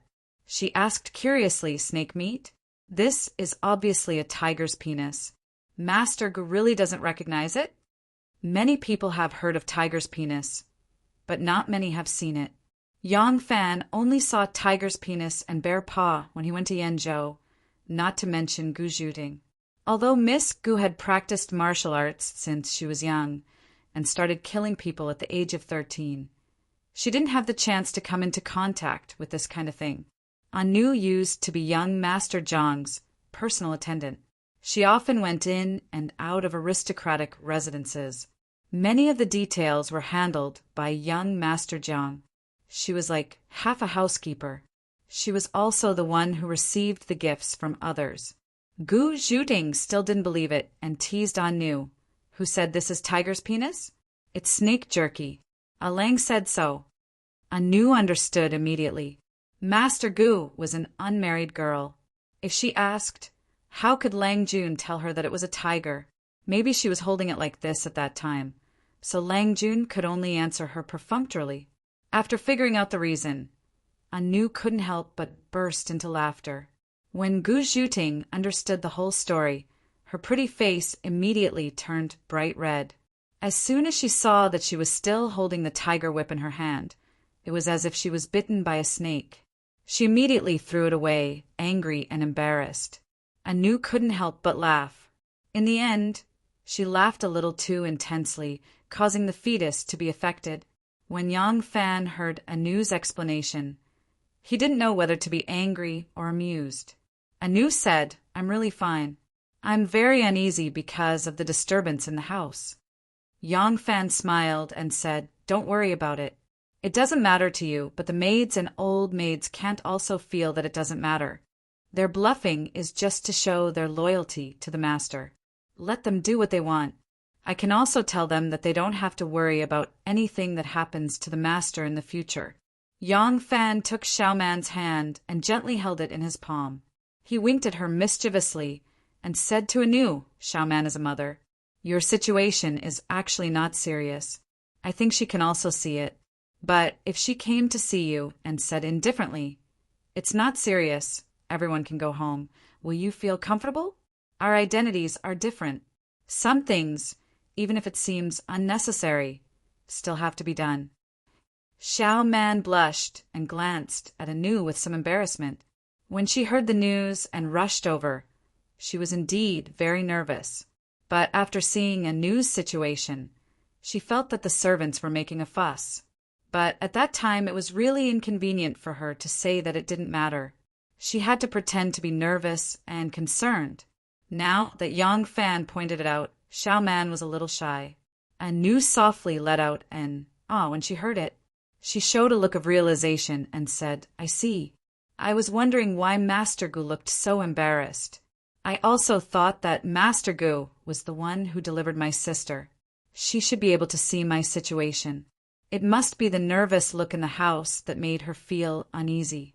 Lang Jun, go and see her. Don't let Master Gu worry." Yang Fan nodded and said to Xiaoman, "You two talk, I'll go out and take a look." Yang Fan walked out of the room and saw a few maids and old maids standing in the courtyard. He didn't see Gu Zhuting. He asked third sister, "Where's Miss Gu?" Third sister said, "Miss Gu is over at the pond. She seems to be talking to Elder Gu." Although the Gu family had their own house, now the people in the family who were good at martial arts were taking turns to guard the Yang family. Therefore, Yang Fan didn't find Elder Gu's appearance strange. He nodded and went out of the courtyard to look into the distance. He saw a small bridge flying like a rainbow. There was a rockery in the pond. Under the cover of wisteria, a man in white robes was hidden behind it. Yang Fan walked over. When he was near, he heard Miss Gu's indistinct voice. "How would your daughter know? How would I know what that thing is? What can I do if Anu wants to laugh at me?" Elder Gu's voice was very strict. "You still dare to talk back? If you didn't go to Second Yangzi's room and didn't get involved in Lang's family affairs, would something like this happen today? Whether you're at fault or not, if Second Yangzi and the child really met with misfortune, how would you deal with it? Because you're a woman, you can stay in the back of the house. You just need to patrol the back of the house. Don't get involved in other things." Seeing his daughter's extremely aggrieved look, Elder Gu softened his tone and advised, "Daughter, you and I are just a guard in Lang's mansion. You must remember your identity and keep your role." Elder Gu's words were meant to be said out of concern for his daughter, but in Gu Zhuting's ears, it was tantamount to a great humiliation. What did he mean by remember my identity and keep my role? Was I shamelessly seducing him because I wanted to get close to Lang? Although she often went to Anu's residence, it was because she was the closest to Anu in the back of the house. Moreover, from Anu's courtyard, she could be close to take care of him. Her father's words seemed to say that she often stayed in a news residence because she harbored evil intentions. She wanted to create opportunities to get close to the male master and become the phoenix that climbed the high branch. God pity her. When had she ever thought of such a scheme? When had she ever thought of such a plan? If she had never had any feelings for Yang Fan, she would not have been so sensitive to these words. However, she did like Yang Fan, so there was no way to refute these words. Gu Zhuding's face suddenly turned red. She only thought in her heart, "Does everyone in the mansion think of me like this?" Ah Lang, Danyangzi, maids, and old women. Thinking of this, Gu Zhuding's face was burning hot. She felt so ashamed that she couldn't show her face. She slowly clenched her fists. Her nails pierced deep into her palms. But the humiliation and pain in her heart was 1,000 times more intense than the pain in her palms. She tried hard to open her eyes wide. She controlled her tears and stared at her father's old face. She said word by word, "Daughter, remember." Elder Gu wanted to give her a few more words, but looking at his daughter's gloomy face, he swallowed the words that were on the tip of his tongue. Was that look of sorrow or shame? A girl's dignity, modesty, and virtue had been bloodily trampled by someone, but she had no words to defend herself. Perhaps it was a kind of despair from a dead heart. Elder Gu did not say anything more. He did not explain his original intentions. His daughter misunderstood. It was better to get the pain over with. Yang Fan hid behind the fake mountain. He was silent for a long time before he slowly retreated. He could feel Miss Gu's hazy feelings for him. He heard Miss Gu say in a trembling and desperate voice, "Daughter, remember!" Feeling the humiliation and sorrow in her heart, Yang Fan's heart was filled with pity and an indescribable feeling. But he did not know what he should do, especially now. The person that Miss Gu did not want to see the most was him. If she knew that he was standing right next to her and had heard the conversation between her and her father with his own ears, if he knew what was on her mind, she would probably die of shame. Yang Fan could only retreat. He lightened his footsteps and quietly left. At an inappropriate time and place, no matter how right one was, it would still be wrong. Perhaps he should find a suitable time to have a good talk with Miss Gu. The doctors were invited one after another by the Yang family. Some of them were sitting in the pharmacy, taking the pulse of other patients and prescribing prescriptions. They were also dragged into the carriage by the Yang family. The Yang family was now considered a famous family in Luoyang. Needless to say, their wealth and influence were also very high. Who dared to disrespect them? There was a doctor who was skilled in Qi Huang and was praised by the patients as having the art of resurrection. His surname was Zhao, and he was called Zhao Huisheng. There was a doctor who was said to know the pain of the 6 meridians with just 3 points. His surname was Yan, and he was called Yan Sandian. There was also a doctor who could fix acupuncture points, even in the dark. His surname was Huang, and he was called Night God Huang. Yang Fan furrowed his brows when he saw the other names such as Infant Protector, Half Immortal Zhu, Old Immortal, Living Immortal, Magic Needle Leaf, and 3 Doses Lu. These people knew the wealth and power of the Yang family, so they did not dare to treat Anu lightly. One by one, they took the pulse of Anu. Even though there was no problem, they still solemnly wrote prescriptions. Fortunately, they were all famous doctors, so they did not dare to write prescriptions that would harm others. The medicine they wrote were all medicinal properties that could protect the fetus and mother. It would not be a big deal if Anu did not take it. At this time, Jiang Shichen finally arrived. This master was the most famous among these famous doctors. Coincidentally, his master, Yang Fan, had been pushed out of the room by a group of famous doctors and doctors. Since he had nothing to do, he personally went to welcome him. Dr. Jiang could not recognize Yang Fan anymore. He had to see so many patients every day. How could he remember Yang Fan's appearance? Moreover, although Yang Fan's appearance had not changed much, his aura was very different from before. How could Dr. Jiang connect a small worker in the Showin workshop with the General Yang of today? Perhaps if he pulled off Yang Fan's pants, he would see the pestle-like shape again. Its color was also captivating red. Its head was as big as a mushroom, and its stem was tall and straight. Looking at its shape and color, it was hidden like a crouching tortoise and erect like an angry frog. Out of professional habit, he could still associate it. However, the patient who invited him to see today was not Yang Fan. Dr. Jiang usually visited many rich and powerful families and had seen many important people, so he was not as cautious as the group of doctors. He looked at Anu and asked about her pulse. Then he said to Yang Fan, "General is too careful. Your wife is healthy, and the fetus in her womb has a strong pulse." Today, Madame only laughed occasionally. She was afraid of hurting the fetus and deliberately endured it, so she had a slight abdominal pain. Now she is fine. If General is still worried, you can let Madame lie quietly for a while and rest. There is no need to prescribe medicine or use metal or stone. Fortunately, at this time, those famous doctors had already finished their treatment and were invited to the guest hall. Xiao Man paid them one by one, thanked them, and sent them off. Otherwise, after listening to Dr. Zhang's words, those famous doctors who wrote the prescription would not look good. Dr. Jiang did not recognize Yang Fan, but Yang Fan recognized him. Yang Fan had only been pulled off by a man once in his life. How could he not remember this person's appearance? Seeing that this Dr. Jiang spoke straightforwardly and had a magnanimous mind, he had a good impression of him. After listening to Jiang Shichen's words, Yang Fan said to Anu with a smile, "How is it? Now you can rest assured. Lie quietly and rest. I will send Dr. Jiang off." In front of the guests, Anu would not say that the whole residence was too cautious. She only nodded tactfully. Accompanied by Yang Fan, Jiang Shichen walked out of the courtyard and stepped on a small bridge. He said with a smile, "I remember that your residence sent someone to invite me a few months ago. At that time, I was living in the south of the city for a long time to treat a Miss Dugu. Later, when I returned to the residence, I heard that I could not get to know General. It was really a pity.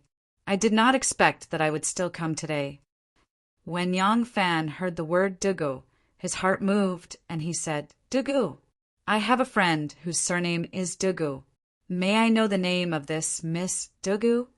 Jiang Shichen casually replied, "She should be called Ning Ke from the way she calls him brother." While walking, Yang Fan suddenly stopped. His figure was still swaying in the water, but Yang Fan on the bridge was already motionless. He said in surprise, "Old mister, you mean the girl's name is Dugu Ning Ke?" Chapter 9:23. Xiao Man sent off the last doctor and was about to return to the rear residence when Ren Wei suddenly rushed over and said without rhyme or reason, "Eldest madam, Ah Lang suddenly left the residence." Xiao Man was startled and asked, "Does Ah Lang need someone's permission to leave the residence?" Ren Wei said with a head full of sweat, "No. Ah Lang suddenly took a horse and left the residence in a hurry. When we heard the news and rushed over, we did not know where Ah Lang went. Ah Lang did not ask for any guards to accompany him." Today, Yang Fan's identity was noble on the surface, but even more so in the dark. He had retinues everywhere he went and could be said to be heavily guarded. But today, Yang Fan left alone and did not ask for any guards to accompany him. This kind of thing had never happened before. Xiao Man slightly frowned, puzzled by Yang Fan's strange behavior. But since Yang Fan left on his own initiative and did not ask anyone to follow him, he must have his reasons. In such a big city like Luoyang, where could they find him now? Xiao Man thought for a moment and said, "Lang Jun must have his reasons for doing this. You don't need to worry, go back and wait." Ren Wei saw eldest madam say so and could only cup his hands. Yes! The southeast corner of Luoyang was originally a sparsely populated area, but because of the flood, it became even more desolate. Some scholars who studied in the capital and foreigners who came to Luoyang to work liked to live here. The environment here was quiet and elegant, and the rent was much cheaper than in the center of the city. But after the flood, prices in Luoyang remained high. These people who could leave had all left, so the south of the city became even more deserted. In the empty square, Yang Fan galloped along a deserted alley. The mud on the ground had not been cleaned. The surface of the mud was dry, but when he stepped on it, it was still mud. The legs and buttocks of the snow-white horse were full of mud. Yang Fan urged the horse to hurry, but the horse was stuck in the mud, so how could it go fast? A door appeared in front of him. The flagpole, the door, and the stone beasts on the steps all had traces of being submerged. Yang Fan jumped down from his horse and strode up the steps. He grabbed the brass ring on the door and started banging on it. Knock, knock, knock. Yang Fan grabbed the knocker and knocked for an unknown amount of time. Suddenly, he let go of the knocker and took a few steps back, intending to jump over the wall and enter. The mansion's door creaked open. Standing at the door was the boat lady. She wore a plain green coat and trousers, with a white ribbon tied around her waist. She looked neat and tidy. When she saw that the person who came was Yang Fan, she revealed a look of surprise, but her expression was not too obvious. Yang Fan silently looked at her, momentarily speechless. Yang Fan had never thought that he would hear news of Miss Ning Ko from Dr. Jiang. He did not know that Miss Ning Ko had come to Luoyang, did not know that Miss Ning Ko had lived in Luoyang for so long, did not know that Ning Ko lived in the same city as him, silently guarding him, and did not know that Ning Ko had passed away.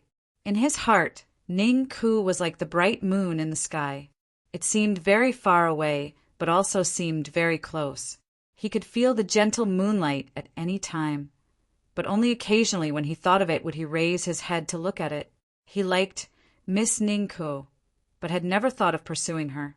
It was not only because of the difference in status between them at that time, but more importantly, Miss Ning Ko's flawless purity, a purity that was enough to make any man in the world feel ashamed of their inferiority. It was not until he suddenly heard that she had passed away that the indistinct thread of love in his heart suddenly tightened, causing his heart to ache. Without thinking, he rushed out on the horse, but when he arrived at the mansion mentioned by Dr. Jiang, there was only confusion left in his heart. He did not know how to move. He did not know how to speak. Even tears were faintly aching, and he wanted to cry, but had no tears.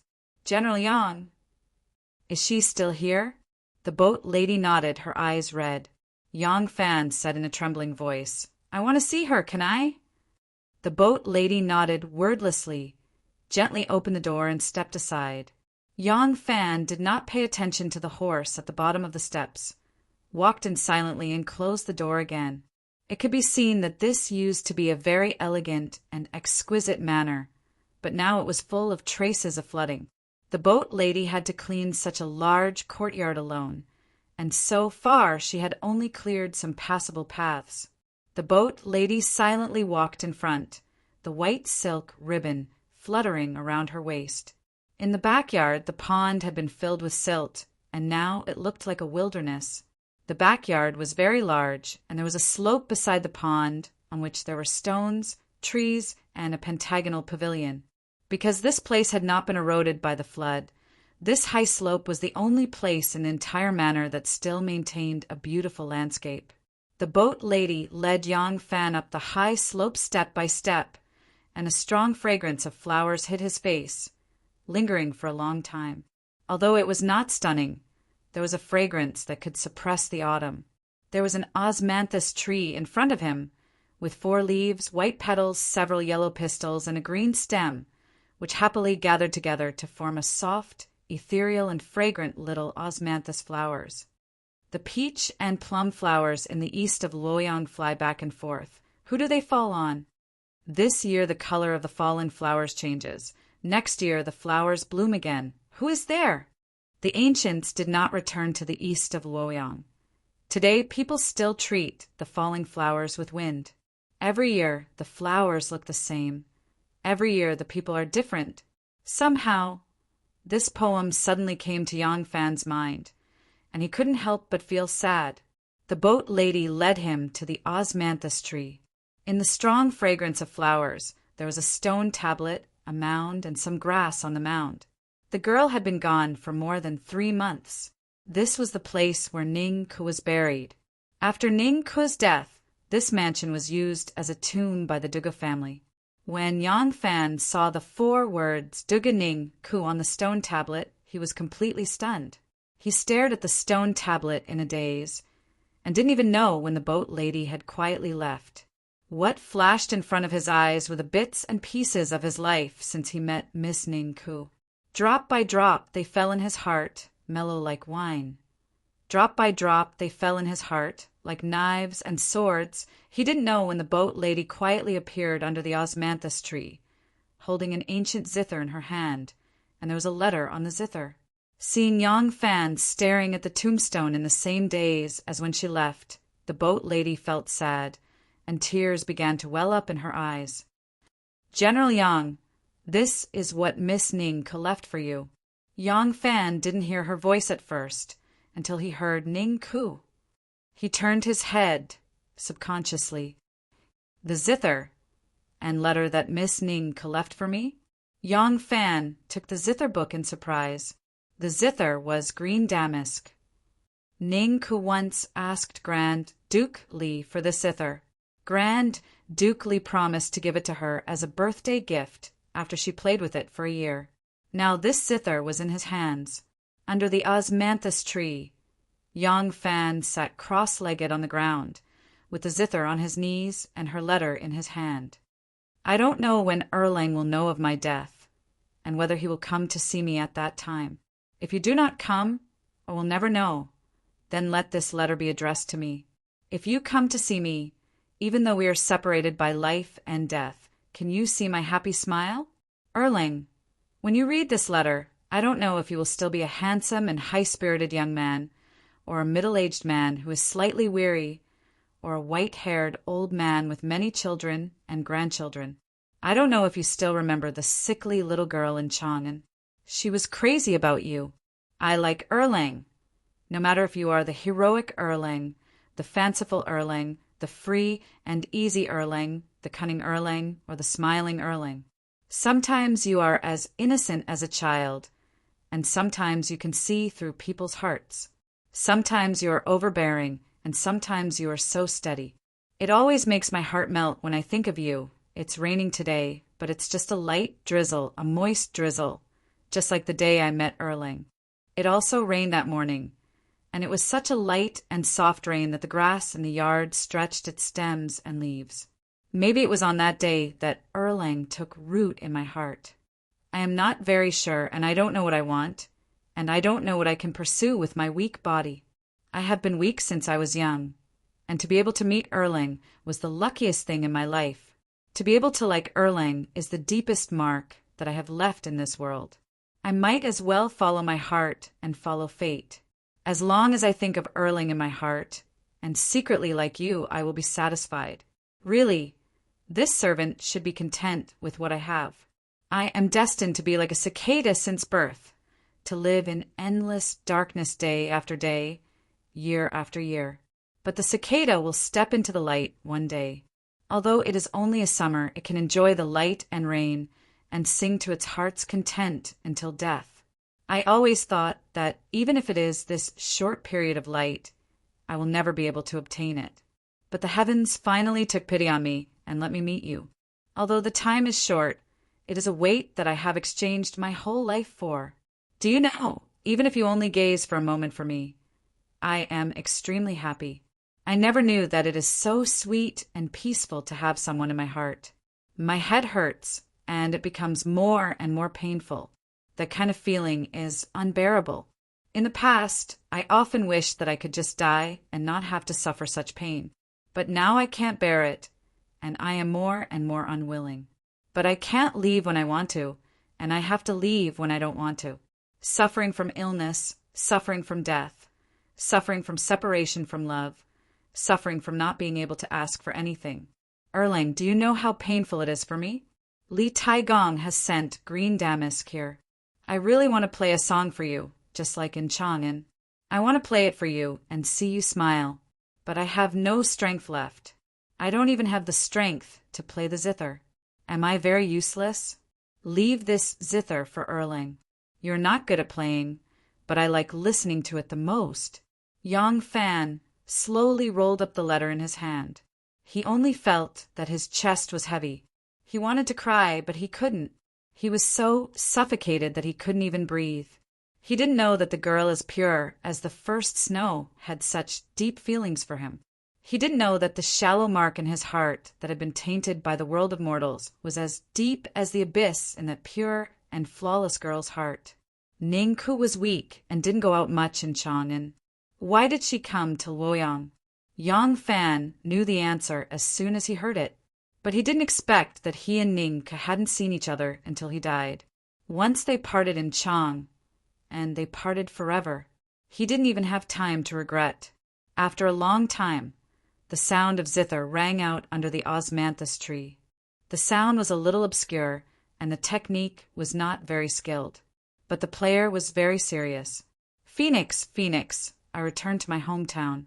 I wander the 4 seas in search of a phoenix. I haven't met her yet. How can I understand the present and ascend to this hall? There is a beautiful lady in the boudoir.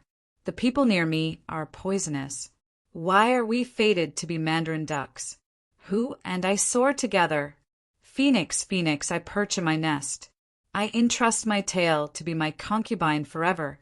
Friendship is smooth and harmonious. Who knows me in the middle of the night? I lift my wings and fly high. My thoughts make me sad. The setting sun was like blood. The dusky crows circled the tree. The song started with the sound of the zither.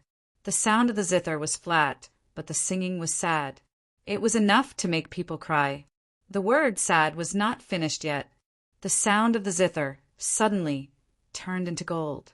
With a clang, the famous zither, green damask, turned into powder under Yang Fan's palm. There was a stove of incense in front of the grave. The smoke was curling up. It seemed to be transformed by the girl. It gently lingered around the player and couldn't bear to leave for a long time. Chapter 924. The night was dark and the lanterns were lit. Luoyang City was under curfew. The city gates were closed and the streets were dark. The residents had returned to their rooms, and the shops were closed. On the quiet street, only a man and a horse were walking alone. Yang Fan sat on the horse, his body still straight, but his eyes were gloomy. His hand was loosely holding the reins, but in fact he did not care where the horse was going. The old horse knew the way, and it was heading home on its own. The faint sound of bamboo fluttered in the wind. Behind the walls were buildings of different heights. During the curfew, the entire city was deserted. This was the only place where the doors and windows were not closed. Lanterns were hung high, and the doors and windows were wide open. Bamboo fluttered in the wind, and the curtains were fluttering in the wind. This was the Gentleness Square, a place where beauties gathered to sing and dance. At this hour, it was the time when brothels were open for business. Stop! Who dares to walk on the streets during curfew? With a shout, a group of patrolling Jinwu guards appeared from the corner of the street and blocked in front of Yang Fan's horse.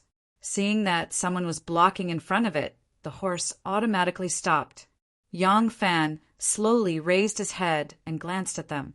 His face was pale, and he didn't say a word. Yo, so it's General Zhongwu. One of the Jinwu guards was holding a lantern. When he saw Yang Fan's appearance, he couldn't help but be delighted. This person was the right patrolling envoy of the Jinwu guards, Ding Sheng. He had once been beaten up by the 1,000 cavalry guards. The Jinwu guards and the 1,000 cavalry guards had a grudge against each other, and after several fierce battles, Yang Fan even led his men to charge into the Jinwu guards' camp. Naturally, Ding Sheng recognized him. Now that he saw Yang Fan in his hands, Ding Sheng was overjoyed. At this time, the lanterns were just lit, and the brothels weren't at their busiest yet. Many of the prostitutes were leaning against the railings, lazily admiring the scenery. Actually, the street was deserted, and there wasn't much to see. It was just that they were doing business at night, and it was rare for them to rest during the day. Thus, they could enjoy themselves while waiting for customers. The Jinwoo guards blocking the late returning guests immediately attracted their attention. Girls loved to be charming. Seeing the handsome man dressed in green, the girls at the top of the building waved their handkerchiefs and said, "Sir, he's only late for a moment. Let him go." There were also some women who flirtatiously said, "What a handsome young man. Why don't you not leave? Why don't you climb over the wall? I promise to serve you comfortably." This was a brothel with overhanging eaves and arches, painted rafters and carved beams. The women leaning on the railings had their hair in a bun, and their clothes were half covered. They were tall, short, fat, thin, and beautiful. It was truly a dazzling sight. A soldier of the Jinwoo guards raised his head and saw a stretch of steaming and trembling Shandong big, white steamed buns. He couldn't help but swallow his saliva. Ding Sheng shouted impatiently towards the top of the building, "Go, go, go!" When the Jinwoo guards are handling matters, all unrelated people are to leave. What are you all interrupting for? Be careful, this official will punish you for obstructing official business. Someone at the top of the building immediately curled his lips in disdain. Who do you think you are? A toad yawning. What a big tone. You're from the Jinwoo guards, right? General Wu of your Jinwoo guards is right here with us. If you have the ability, come and arrest us. Ding Sheng pretended not to hear it and turned to glare at Yang Fan. General Yang, although you're a general in the court, you can't violate the law. Those who are loitering on the streets after the curfew without a valid reason are either up to no good or burglary. May I ask if you're attending a wedding, buying medicine, or carrying out official business? The last time Ding Sheng was beaten up by the 1,000 cavalry guards, the other party was still in the right. So this time he was more cautious and wanted to clarify things. Yang Fan lightly shook his head and lightly said, "None of those." Ding Sheng heard it and knew that it was reasonable. He looked up to the sky and laughed. "Then I'm sorry. This general has the responsibility of patrolling the streets and naturally has to handle matters impartially. General Yang has violated the curfew, so please come with me. Someone come. Arrest him and let him go tomorrow morning." According to the rules of the curfew, those who violated the curfew would usually be detained and released after the curfew. Of course, if the other party was a thief or intended to resist, then it would be a different story. If the other party resisted fiercely, then executing them on the spot was also fine. Although Ding Sheng wanted to punish Yang Fan to vent his anger, he also knew that Yang Fan was not someone to be trifled with. Although he was in the right, he could only detain the other party for a night at most. He couldn't afford to bear the consequences. With Yang Fan's current status, detaining him for a night was enough to make him lose all face. Several Jinwoo guards listened to the patrolling envoy's orders and swarmed forward to arrest Yang Fan. At this time, the windows of the building suddenly opened at the same time and the entire room was filled with light, illuminating the streets. In front of the middle window stood a short, dark-skinned man with a wine cup in his hand.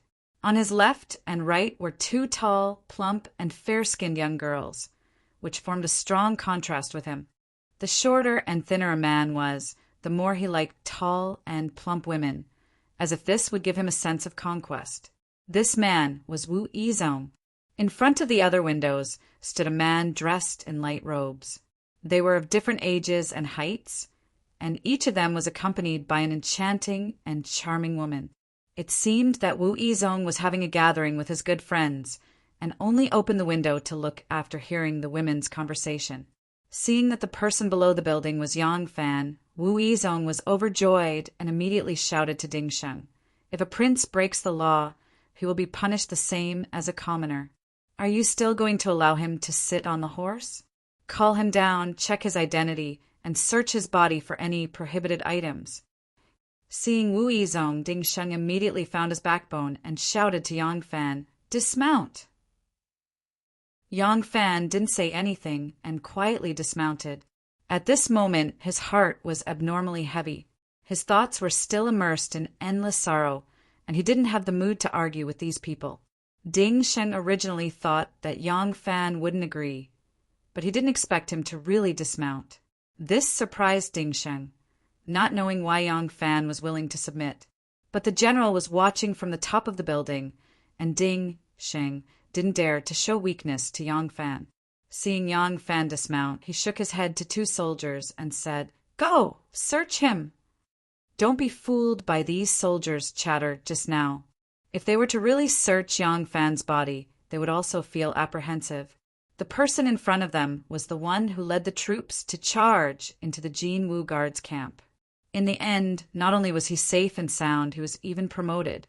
How could they dare to provoke such a person? They could only tremble with fear and trepidation as they bravely searched Yang Fan. "Street patrol, he has a letter on him."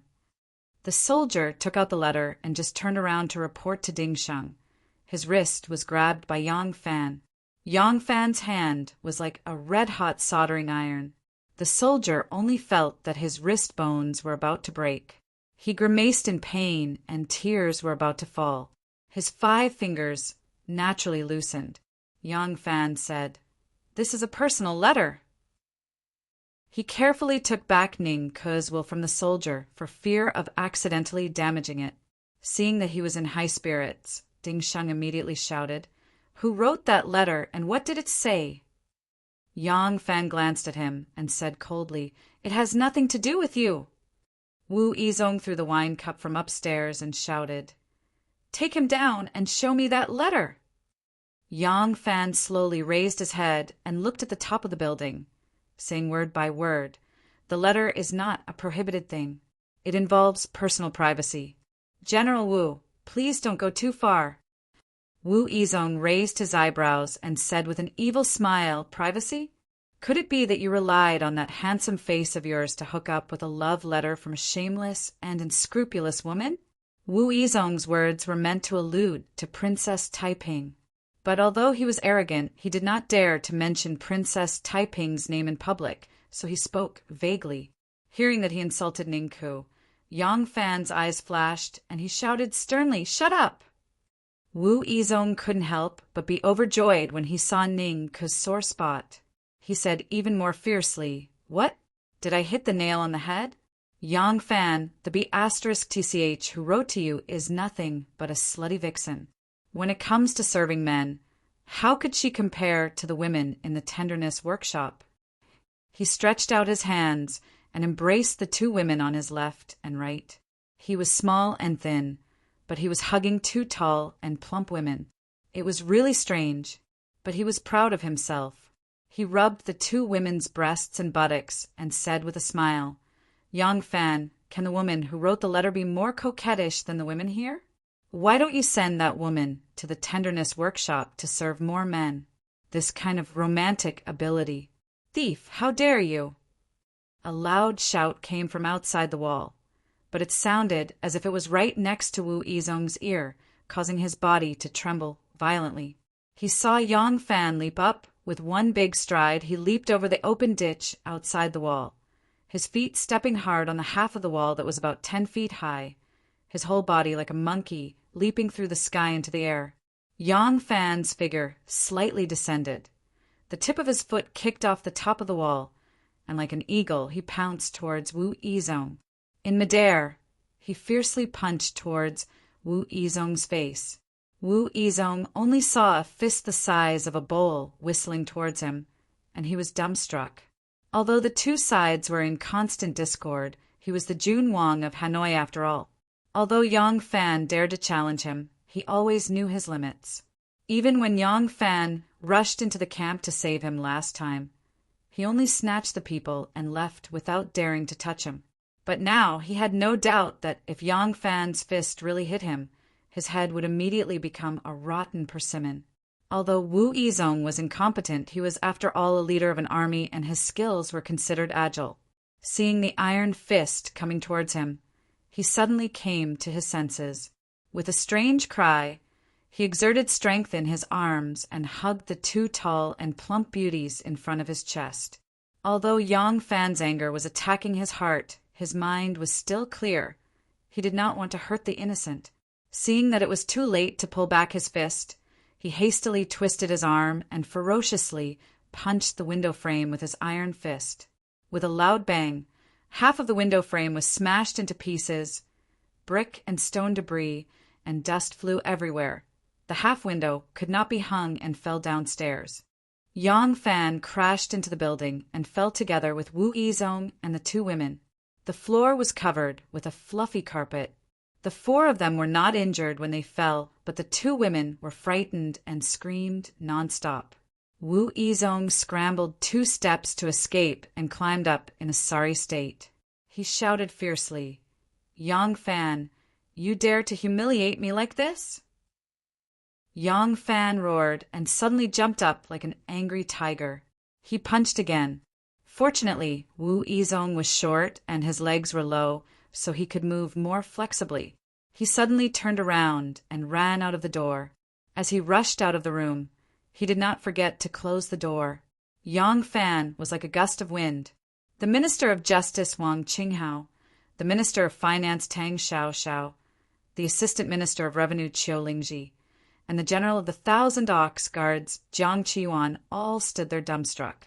Their sleeves were pulled toward the door by the strong wind created by Yang Fan's rushing figure.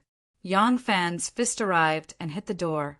An extremely sturdy door immediately broke into pieces. Wood splinters flew everywhere.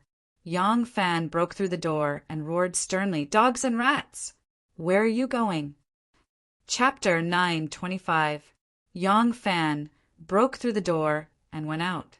Outside the door was the main hall of the brothel.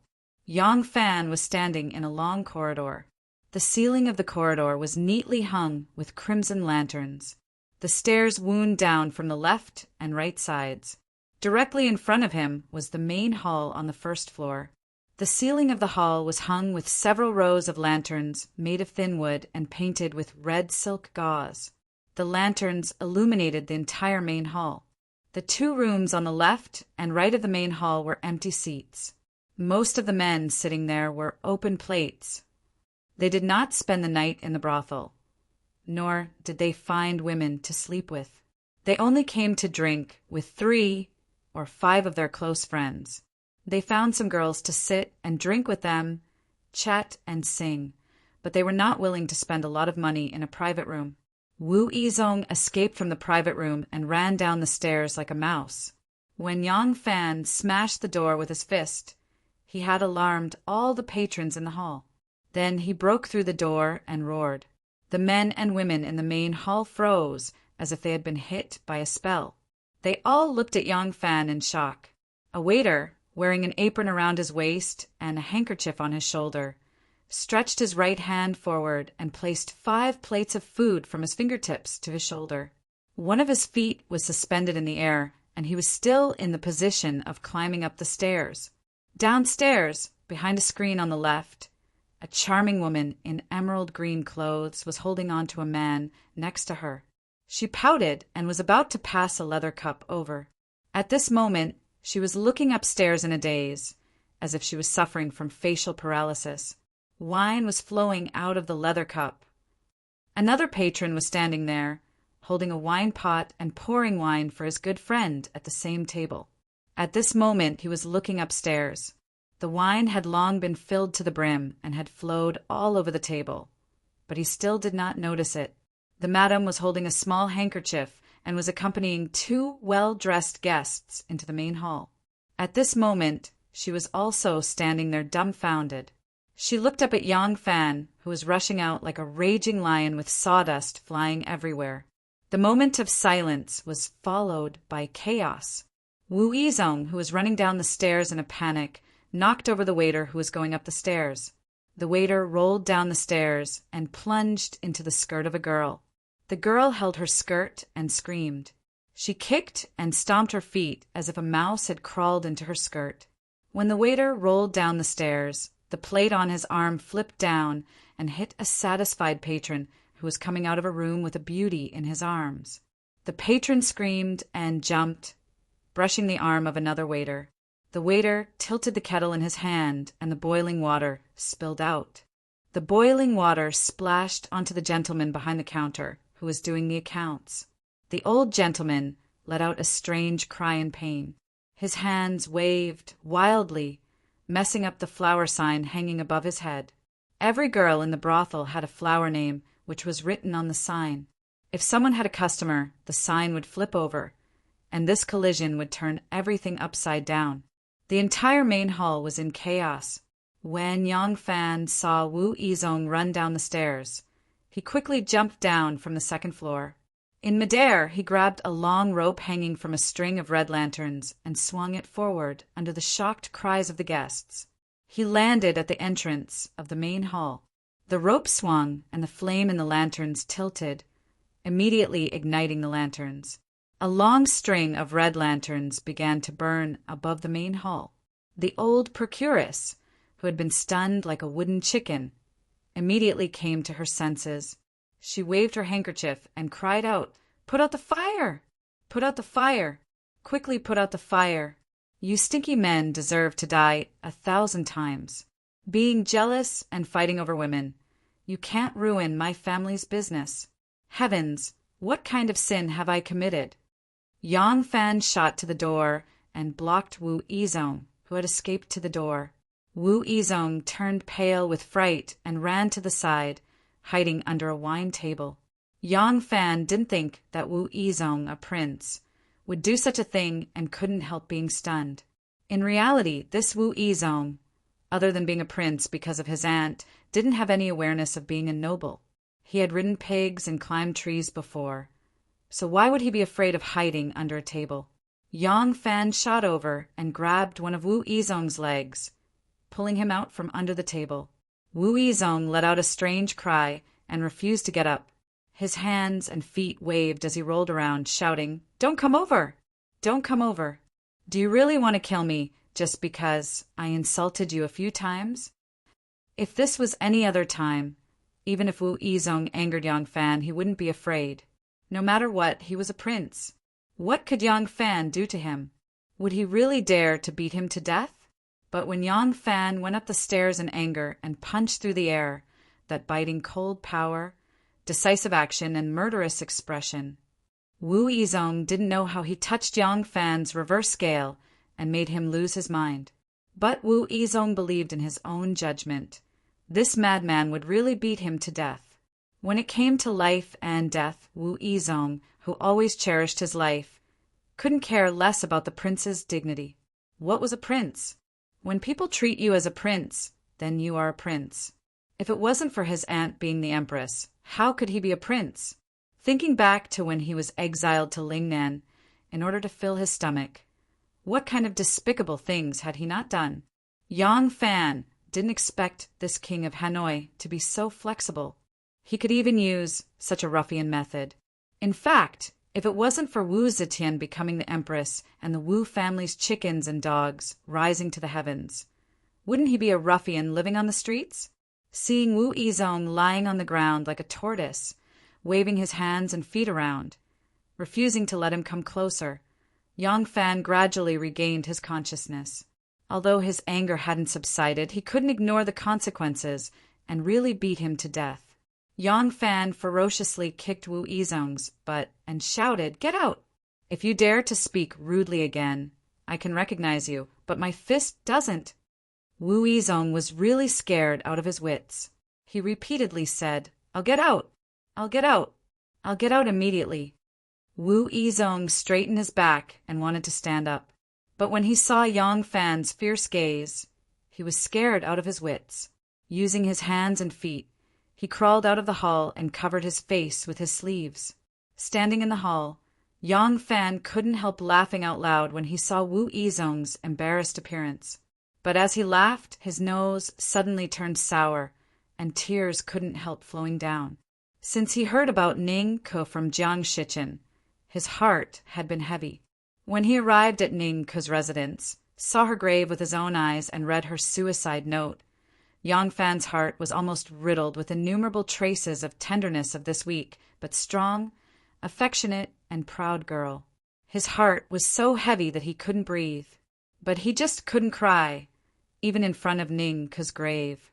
At this time his tears were like a flood that broke the dam, rolling down. The patrons and prostitutes in the hall saw that just a moment ago he was still majestic, like a deity descending to earth, chasing that luxuriously dressed old man away like he was chasing a rabbit.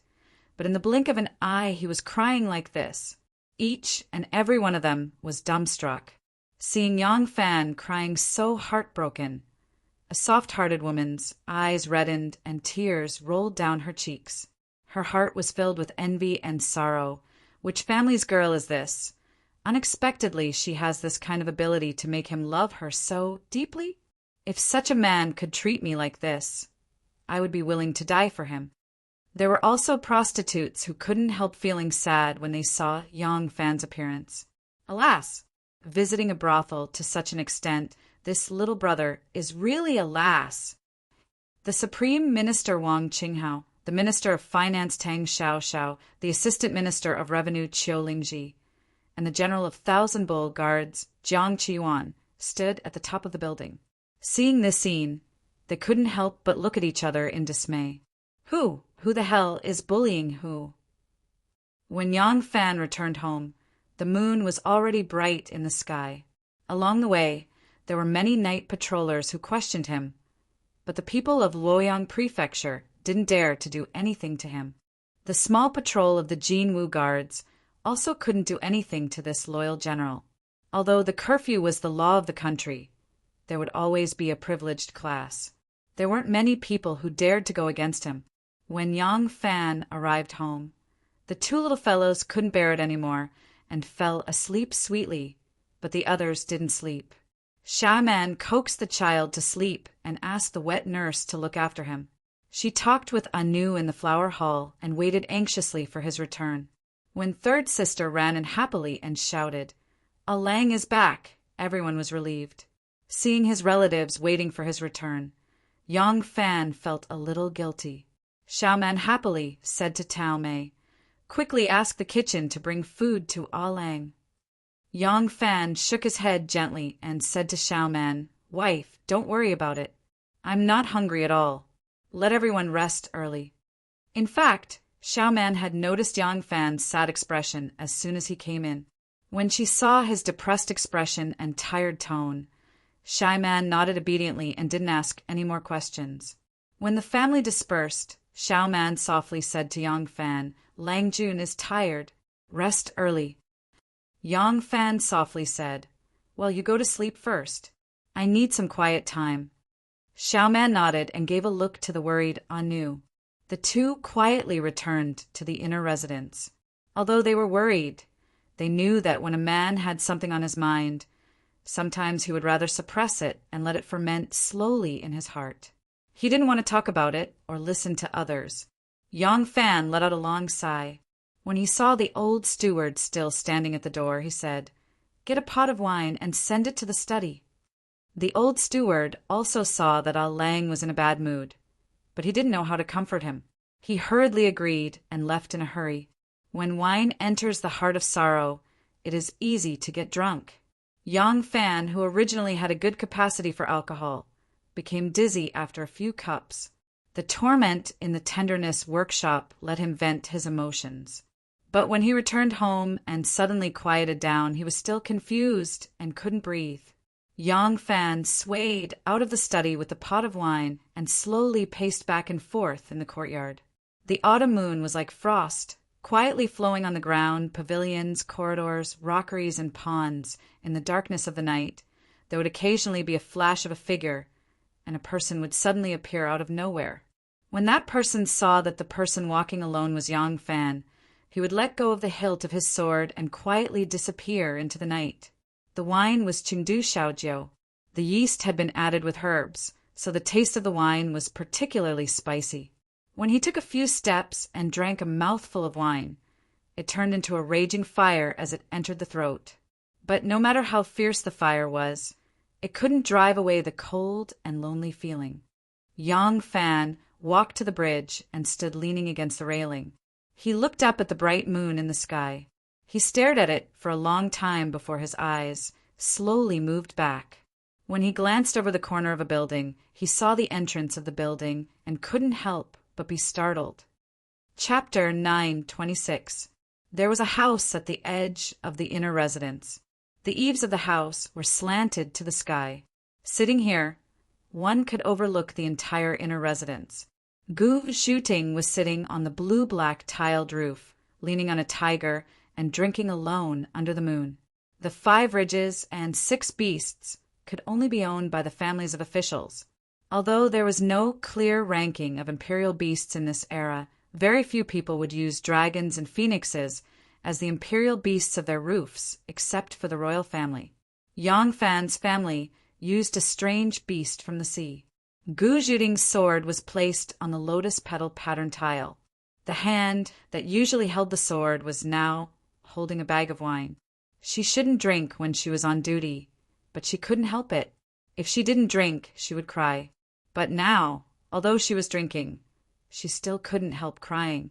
Her father's words pierced her heart, peeled away her dignity, and hurt her to the point where she was completely bruised. But as she sat there alone, quietly looking at the moon in the sky, she asked herself, perhaps she didn't intentionally want to get close to Al Lang by going in and out of Anu's residence often. But did she really not have such a thought in her heart? Thinking of this, Gu Zhuting's face was burning. If she wasn't alone in this quiet night, she really wanted to find a hole to hide in. She felt that falling in love with someone was really more bitter than the days when she had no desires. She swore not to fall in love, so how could she fall in love? Click! There was a sound of tiles moving beside her. Gu Zhuting was only a little tipsy. As soon as she heard the sound, she quickly passed the wine bag to her left hand, and the sword on the tile fell into her hand. She held it with her thumb pressed on the spring, and a pair of bright eyes swept over like an arrow. But then she found that the person on the roof was Yang Fan. Gu Zhuting hurriedly lowered her head and quickly wiped away her tears. She stood up calmly and asked, Al Lang, why are you here? Be careful. Gu Zhuting leaped up and supported Yang Fan. Yang Fan's head was heavy and his feet were light. His legs were a little unsteady.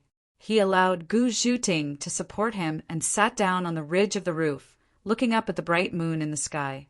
A wisp of thin cloud floated over, and was about to cover the moon with a veil. Yang Fan looked at the moon, laughed foolishly, and said, You are so smart, so you can see clearly when you are sitting on the roof. Gu Zhuting was speechless. She was originally full of sorrow, but his drunken words swept away all of it. She just wanted to laugh. She knew that Yang Fan left the mansion alone in the afternoon. Now he was drowning his sorrows with wine. Did he encounter something extremely difficult to solve? Yang Fan looked at the moon in the sky and asked in a daze, Look, isn't the moon beautiful? Gu Zhuting nodded gently. Realizing that he couldn't see it, she answered again, Yes. Yang Fan said faintly, Everyone thinks that they can only look up to the moon. Only fools will think that they can pick it up. But in fact, I can pick it up. I can. I just need to stretch out my hand. Yang Fan suddenly stood up and stretched out his hand to the moon in the sky.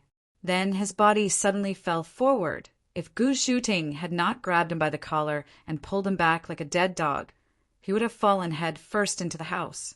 If he had broken his neck, he would have been the first person in history to fall to his death while trying to reach for the moon. Gu Zhuting's pull was so strong that Yang Fan was almost violently pulled to sit on the roof. He was still looking at the sky. 2 lines of tears quickly blurred his eyes. He choked and said, But I didn't stretch out my hand. I didn't stretch out my hand. Oh my God! Al Lang is like a child when he's drunk. Gu Zhuting covered her forehead with her hand. She couldn't bear to watch this crazy Al Lang anymore. Gulp! Hearing the sound, Gu Zhuting hurriedly looked up and saw Yang Fan raising his head and gulping down the wine like a horse. Gu Zhuting quickly grabbed his wrist and begged helplessly, Al Lang, don't drink anymore, okay? Yang Fan sadly looked at the bright moon, shrouded in clouds. He was silent for a long time. Then he seemed to have regained his senses and said in a low voice, Today, I came back late because the Jinwu guards found fault with me. I beat that bastard Wu Yizong. What?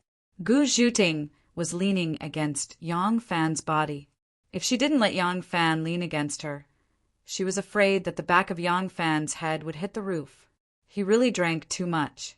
It was really hard for him to go to the room like this. Hearing this, Gu Zhuting slightly leaned to the side. Her eyes widened in surprise. Lang, you actually beat a prince of the Wu family? Yang Fan chuckled and waved his hand vigorously. He said with a slurred tongue, It's nothing. It's nothing at all. What are you afraid of? Ha ha ha. We fought for private matters in the Tenderness Square. It doesn't involve any standpoint or side. Do you think the Empress will care? Ha ha ha, you're really silly girl. He's older than you, okay? Gu Zhuting didn't know whether to laugh or cry, but she didn't know why she wanted to cry. There was an inexplicable warmth in her heart that made her want to cry. She quickly turned her head away, not wanting Yang Fan to notice the tears in her eyes. Yang Fan drank another mouthful of wine and shook it. The wine pot was empty. Yang Fan turned his head in confusion. Seeing the wine bag in Gu Zhuting's hand, his eyes suddenly lit up. He grabbed the wine bag from her hand and gulped down a mouthful. Then he said, On the surface, nothing will happen, but this enmity will definitely be formed. As long as he gets the chance, Gu Zhuting was silent, and so was Yang Fan. After a while, he said in a low voice, Therefore, there are some things that you can either not fight for, or you can't give up after you've fought for it. Because if you give up, you'll even lose what you already possess. Miss Gu, if I lose my current power, other than that stupid Pegu Yizong, how many people do you think will want to ruin my family? Yang Fan raised the wine bag again and gulped down a mouthful of wine. Panting, his body that was leaning on Gu Zhuting's shoulder began to soften and slide down. Power is like a tiger's back. Once you ride it, don't think about getting off. Even if you want to get off, unless you haven't offended anyone. Otherwise, you won't be able to live a peaceful and wealthy life. Gu Zhuting understood what Yang Fan meant. These years in the official circles, Yang Fan had offended many people. Even if those people had already lost their power, it didn't mean that they couldn't do anything to the current Yang clan. Even if Yang Fan had martial arts, he wouldn't have to do anything from now on and could only stay by his family's side. People in the official circles didn't necessarily use martial arts. In the pugilistic world, there were also people who hated Yang Fan to the bone, such as the Lu clan. If Yang Fan were to lose his current authority and unparalleled strength, the Lu clan would be able to crush him as easily as stepping on an ant. Gu Zhuting didn't understand what happened today. Yang Fan said that he had a conflict with Wu Yizong because he returned late and had a conflict with the Jin Wu Yizong. Then what happened before? Why did he return late? Gu Zhuting knew what kind of place the Gentleness Square was. But why did Yang Fan go there? Gu Zhuting's head was full of questions, and she couldn't help but ask softly, Why did Lang leave the mansion alone in the afternoon? What happened? Yang Fan looked up at the bright moon covered by the clouds in silence. Gu Zhuting waited for a long time and didn't get an answer. Thinking that he had fallen asleep, she tilted her head and looked at his face. Gu Zhuting couldn't help but be startled. Yang Fan's face was glistening with tears. He was crying. He was actually crying. Gu Zhuting panicked and hastily coaxed him. I won't ask any more. I won't ask any more. Lang, don't be sad. Yang Fan turned his head with tears streaming down his cheeks and said to Gu Zhuting in a choked voice, Miss Gu, I'm actually quite a bastard, don't you think? Gu Zhuting didn't know how to answer. She didn't think Lang was a bastard. She just felt that he was quite childish. I know, I'm a bastard. I'm really a big bastard, Yang Fan said with tears streaming down his face. Lang didn't do anything wrong. Why? Why do you say that about yourself? Gu Zhuting said with a wry smile. Yang Fan shook his head and said bitterly, You didn't do anything wrong. Yes, I didn't do anything wrong, but I didn't do anything right. That's my fault. What did Lang do wrong? Gu Zhuting asked tentatively. Yang Fan shook his head silently and said in a low voice, Once a person is born in this world, it's actually just this once. Whether it's me or you, the only thing we should grasp is the present because no one knows what will happen next. It's not right to be pretentious for some unclear reasons. Yang Fan burst into tears again. He raised his head and poured the wine down his throat, but Gu Zhuting reached out to snatch it away. Ah Lang, you can't drink any more. Don't mind me. Yang Fan glared at her and reprimanded. How dare you mind me? How dare you? Unfortunately, his face was full of tears. His words were quite dignified, but they didn't seem dignified at all. After the two of them fought for a while, Yang Fan's body suddenly tilted, and his whole body suddenly slid down, lying on Gu Zhuting's thighs. Gu Zhuting was petrified. This place, she rarely touched this place, but now a man's cheek was firmly resting on her thigh. She could almost feel his breath through her skirt. Gu Zhuting's body froze, and she couldn't move for a long time. When she wanted to push Yang Fan away, she was surprised to find that Yang Fan was resting on her thigh and was snoring softly. He had actually fallen asleep.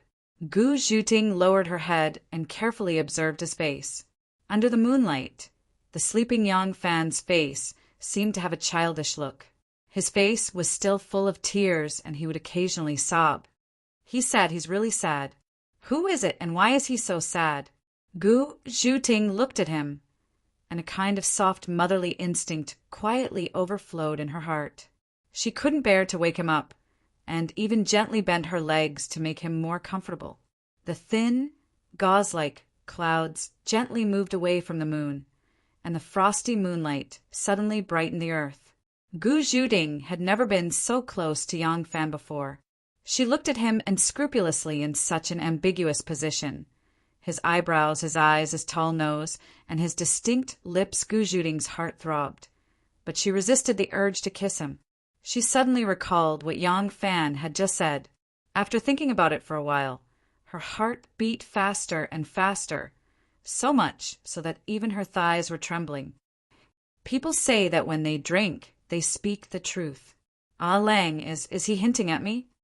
Chapter 9:27. A pair of round, firm, and elastic thighs with a faint body fragrance. It would also slightly adjust to one's sleeping position so that one could sleep more comfortably.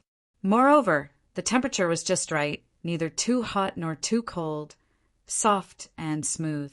Wasn't this the most fragrant pillow in the world? Lying on a beauty's lap while drunk was not the only thing one enjoyed. What made one feel even more elated was the psychological feeling.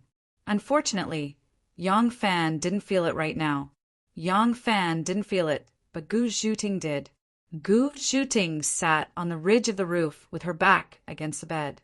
When Yang Fan's cheek pressed against the inside of her thigh and his hot breath roasted her most secret place, her delicate body couldn't help but tremble, and the blood vessels in her body expanded. Originally, she didn't drink much, but now she was already very drunk. Her head was dizzy as if she was sitting in the clouds. When she gradually adapted, the violent vibration of her heartstrings turned into a light but rhythmic trembling.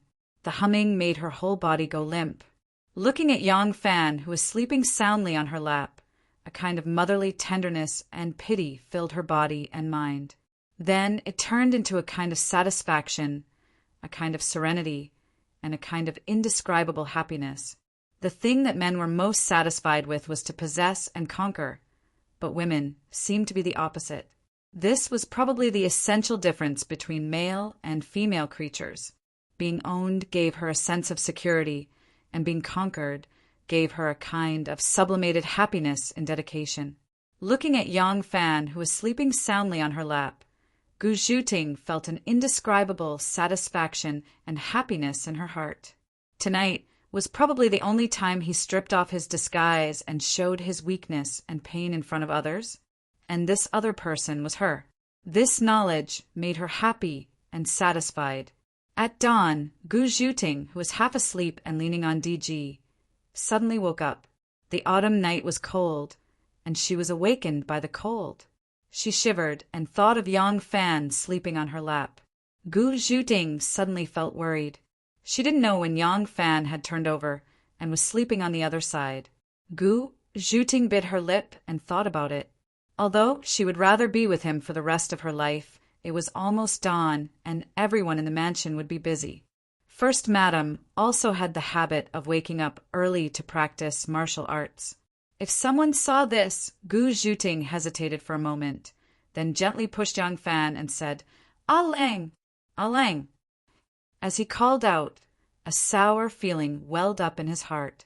This night was as sweet as a dream. Now it was time to wake up. Yang Fan did not wake up. He responded vaguely and continued to sleep. Gu Zhuting was very distressed. She gently pushed him again, but Yang Fan still did not wake up. Gu Zhuting tried to turn his body on his side. She held his shoulder and touched his neck with her fingertips. She felt a burning sensation. Gu Zhuting jumped in fright. She quickly bent her leg and turned Yang Fan's body around. She saw that his cheeks were red like fire. She reached out her hand to touch his forehead. It was very hot. Gu Zhuting was very frightened. Her heart was thumping madly. He is actually sick.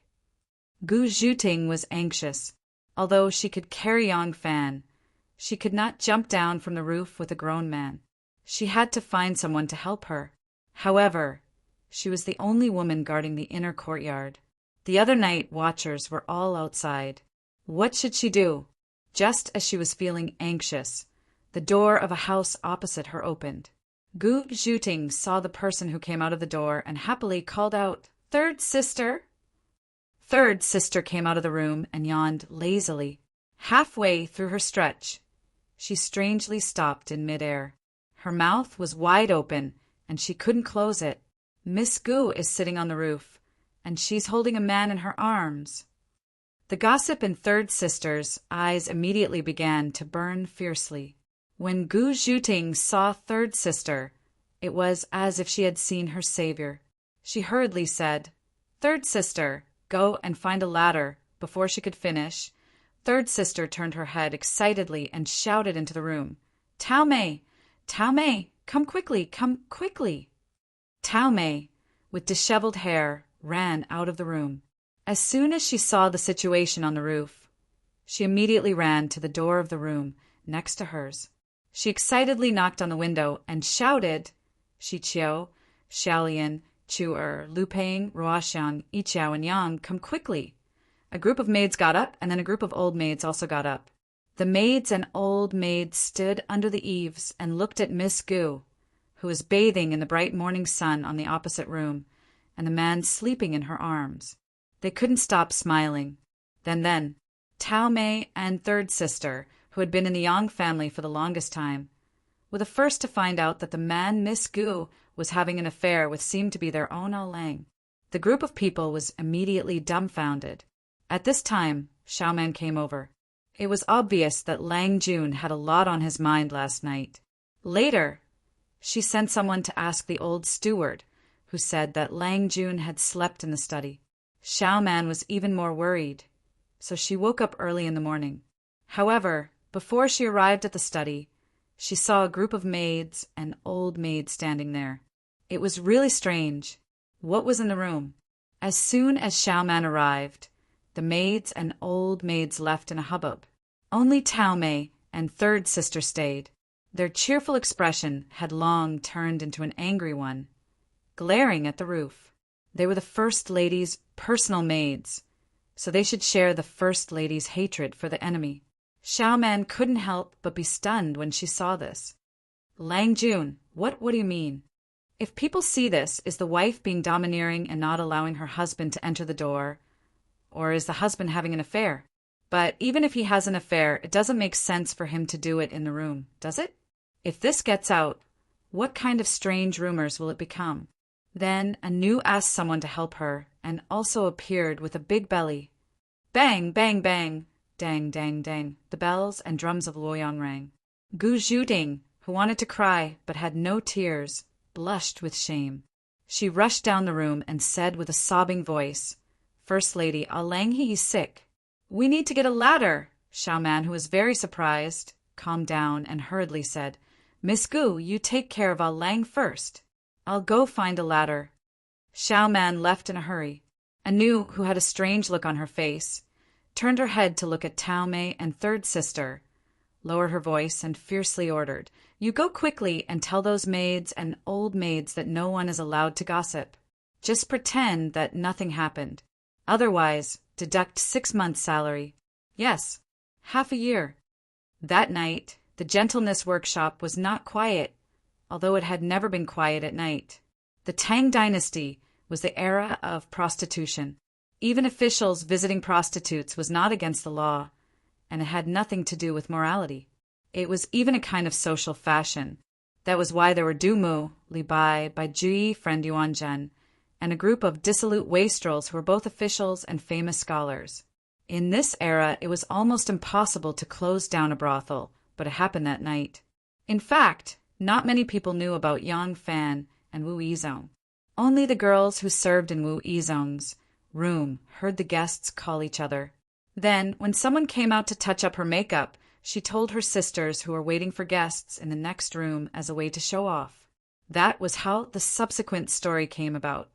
After Yang Fan broke into the brothel and chased the Lord of Hanoi away, these girls consciously kept quiet, and no one mentioned the identity of these 2 men to others. Who were these girls? They were vixens who could tell at a glance whether you should curry favor with them or not, and could understand their temperament after a few words. They were sure to be to your liking. The dignified Lord of Hanoi was humiliated and fled. How could such a scene be publicized? They only whispered a few words to the madam, and the madam dared not cry any more. The idea of reporting to the authorities was also completely dispelled. She hurriedly called for people to clean up the mess, and no one talked about the matter. Thus, in less than an hour, the brothel returned to its usual liveliness. The men held their money pouches and looked at the girls standing in front of them, considering who was uglier and who was more handsome, who was fairer and who was darker. The women were waiting to go to bed, were going to bed, and were rushing to another bed. Who knew that just when everyone was busy, a large group of Jin Wu guards suddenly rushed over and surrounded the brothel. It was said that a Turkic spy had infiltrated the brothel and wanted to take everyone away to be screened one by one. When Wu Yizong came back to his senses, the first thing he did was to seal his mouth. Revenge must be taken, but the most important thing now was to prevent his shameful act from spreading to the world. The Lord of Hanoi was someone who cared about his reputation. You go and teach them a lesson. No one is allowed to spread rumors. Just pretend that nothing happened, or else, humph, humph, humph. Wu Yizong laughed sinisterly. Patrolling Officer Ding Xing nodded in understanding. After thinking for a moment, he asked, "The girls who served your highness?" Wu Yizong thought for a moment, then coldly snorted. "First, teach that old procuress a lesson. Regardless of whether these women are reliable or not, sell them to Yangzhou. They are not allowed to appear in Luoyang again." Yes, this was the prison of Luoyang Prefecture, but after everyone was locked up, Ding Xing did not let the people of Luoyang Prefecture interfere. Instead, he sent the Jin Wu guards to watch over them. At this moment, someone hurried over and said to Wu Yizong, "Great General, so you are here. His Highness King Liang is looking for you." Wu Yizong turned his head and saw that it was a steward from King Liang's Wu Sanxi's residence. He followed him out, asking, "Why is King Liang looking for me?"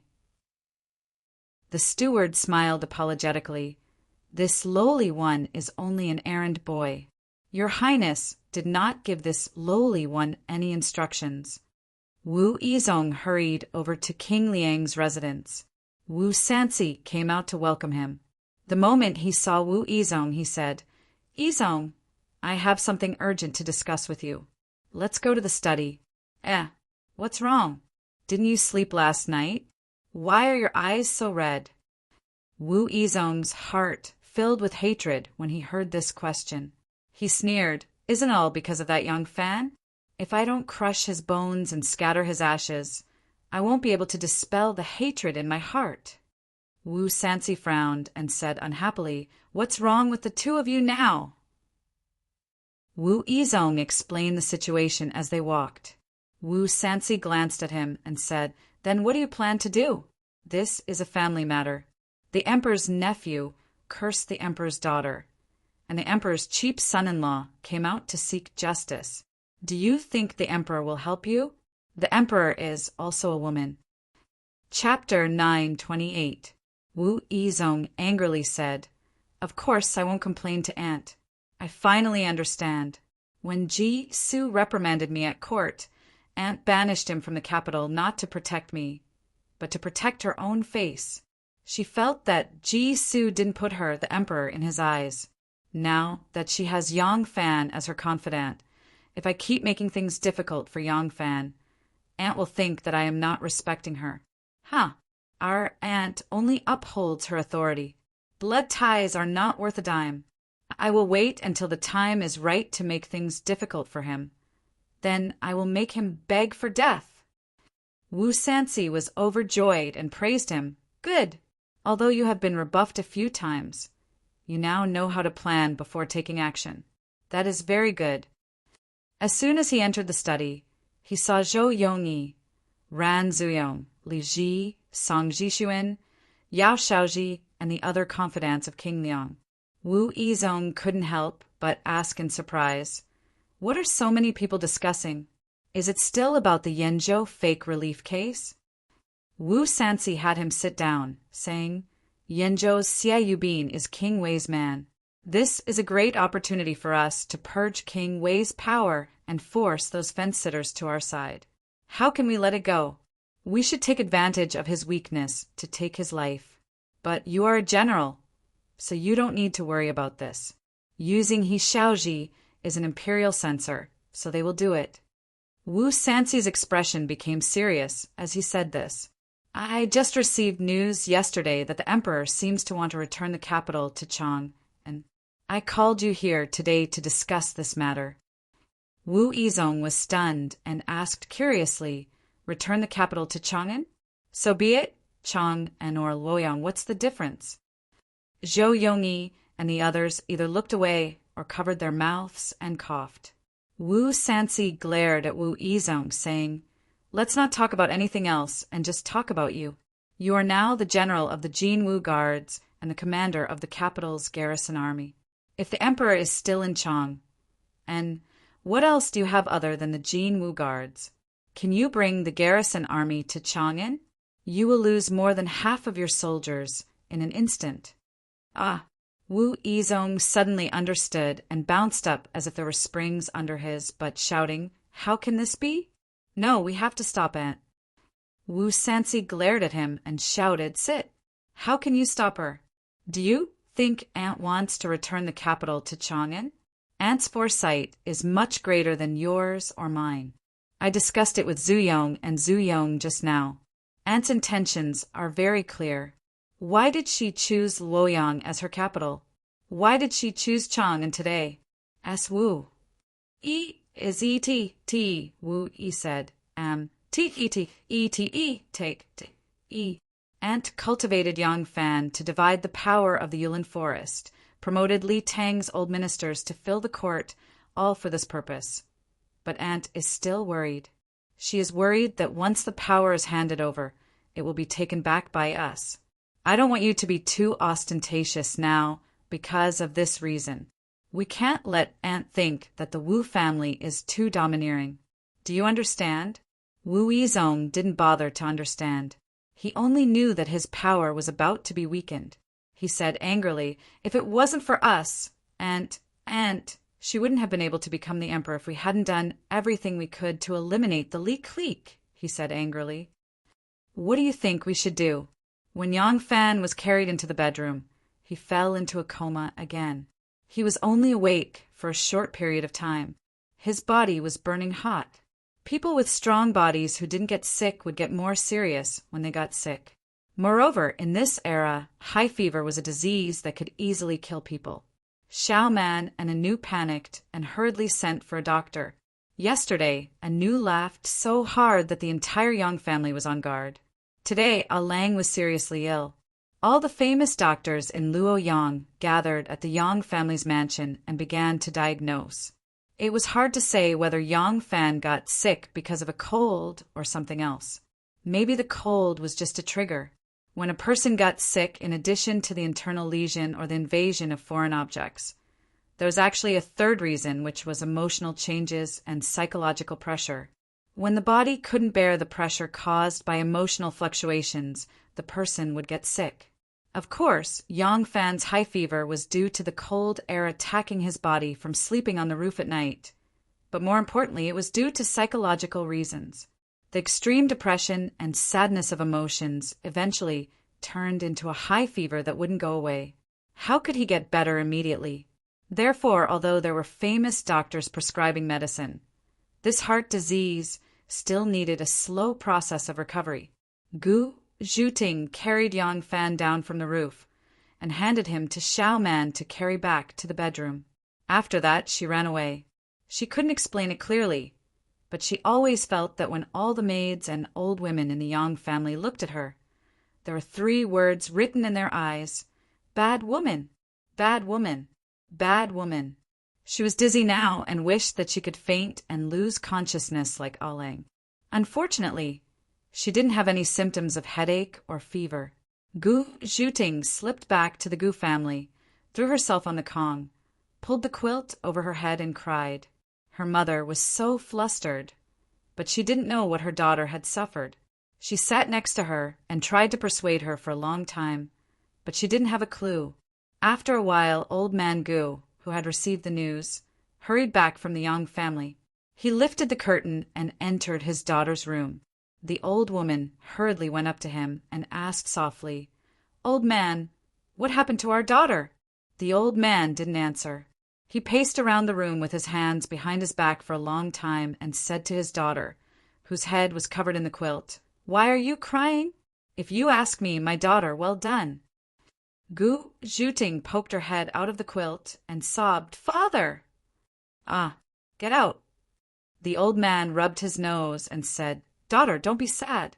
I think our Ah Lang isn't someone who doesn't dare to take responsibility for his actions. Ah Lang caught a cold and is now unconscious from the fever. I'll tell him when he wakes up." After saying that, the old man quickly slipped out of the room before his daughter could say anything. The old woman was puzzled, but from the conversation between the father and daughter, it seemed to be related to their family's benefactor, Yang Fan. The old woman rushed to her daughter, who had burrowed back into the quilt like an ostrich, and asked, "My daughter, what happened to you? Could it be that General Yang did something to you?"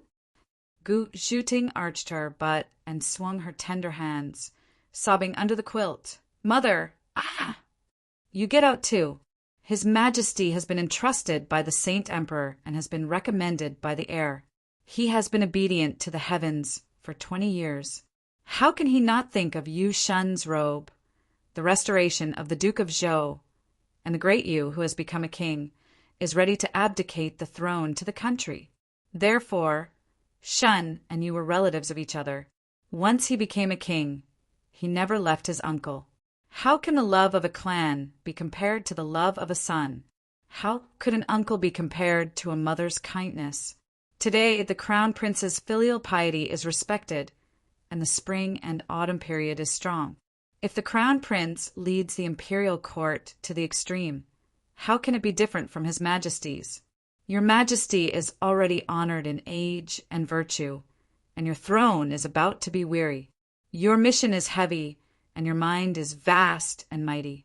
Why not abdicate in the Eastern Palace and have your own sacred body of joy? Your subject has heard of the filial piety of the former Wisdom King, who governed the world without 2 surnames. Presently the princes of Liang, Ding, Hanoi, Jianchang, and the others have received His Majesty's shadow and have been bestowed the title of prince. Minister is afraid that after 10,000 autumns and 10,000 years, it will be inconvenient. Minister requests to be deposed from the title of Duke or Marquis, to live a leisurely life. Your subject has also heard that your Majesty has more than 20 grandchildren. Today there is no ruler's land. This is not a long-term plan.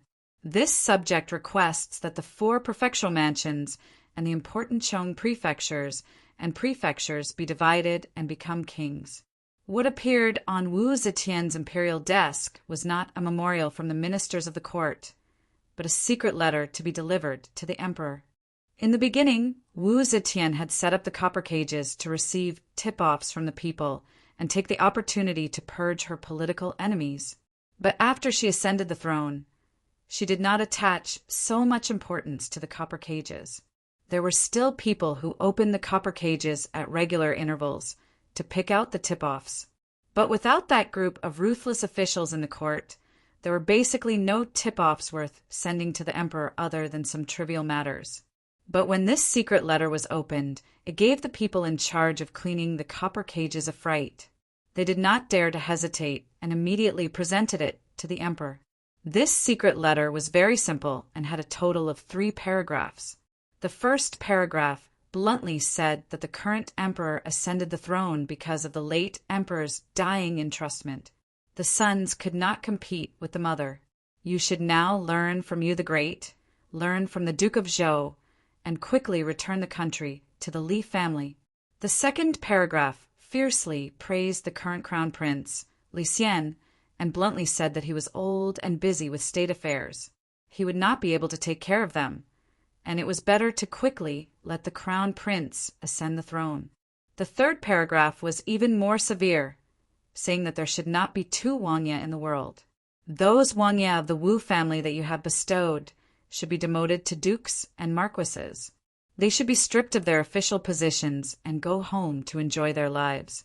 Those imperial grandsons of yours with the surname Li should be immediately bestowed with the title of Wangya and sent out to be governor or governor, holding real power.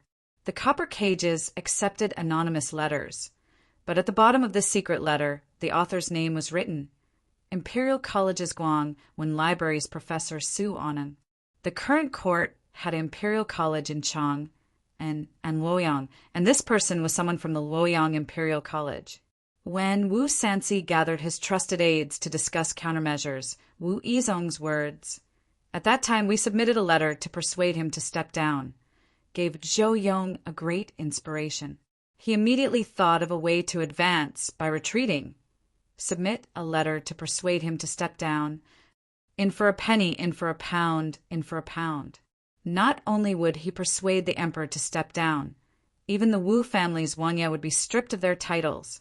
According to their conjectures, with Wu Zetian's unyielding character of those who submit to her will prosper, and those who oppose her will perish. As long as she saw the sealed letter, she would definitely be furious. Not to mention the matter of passing the throne to the crown prince step by step. Under her rage, it was not impossible for her to immediately depose the crown prince. Wu Zetian was indeed extremely angry. Seeing this letter, her face suddenly turned ashen and her lips began to tremble. As long as she was still on the throne, she would not easily hand over her power, not to mention this kind of seemingly respectful but actually unreasonable way of forcing her to step down. Not to mention this, she actually wanted to remove all the power of the Wu family and even remove the title of Wangya. Wu Zetian's eyebrows rose up with a murderous look and her lips curled into a sneer. Jin had just given you 3 points of color, and now you are so proud and arrogant that you are preparing to counterattack. Chapter 9:29. When Wu Zetian was angry, not only did Shanghai Wanner keep quiet out of fear, but Zhang Changzong and Zhang Yizhi also did not dare to say anything. But Wu Zetian was shocked and angry for a moment. She suddenly thought of something and then sneered slightly. The crown prince has been decided. Will Wei Zhigu and Yao Chong be so impatient? Sienna has always been cautious and afraid of his mother like a tiger. When did he suddenly become so bold? Who ordered this little pawn to do this? No one knew what Wu Zetian was thinking. The accumulated wrinkles on her face were like shallow ravines, enough to cover up some of her slight changes in expression. It looked like she had no expression at all.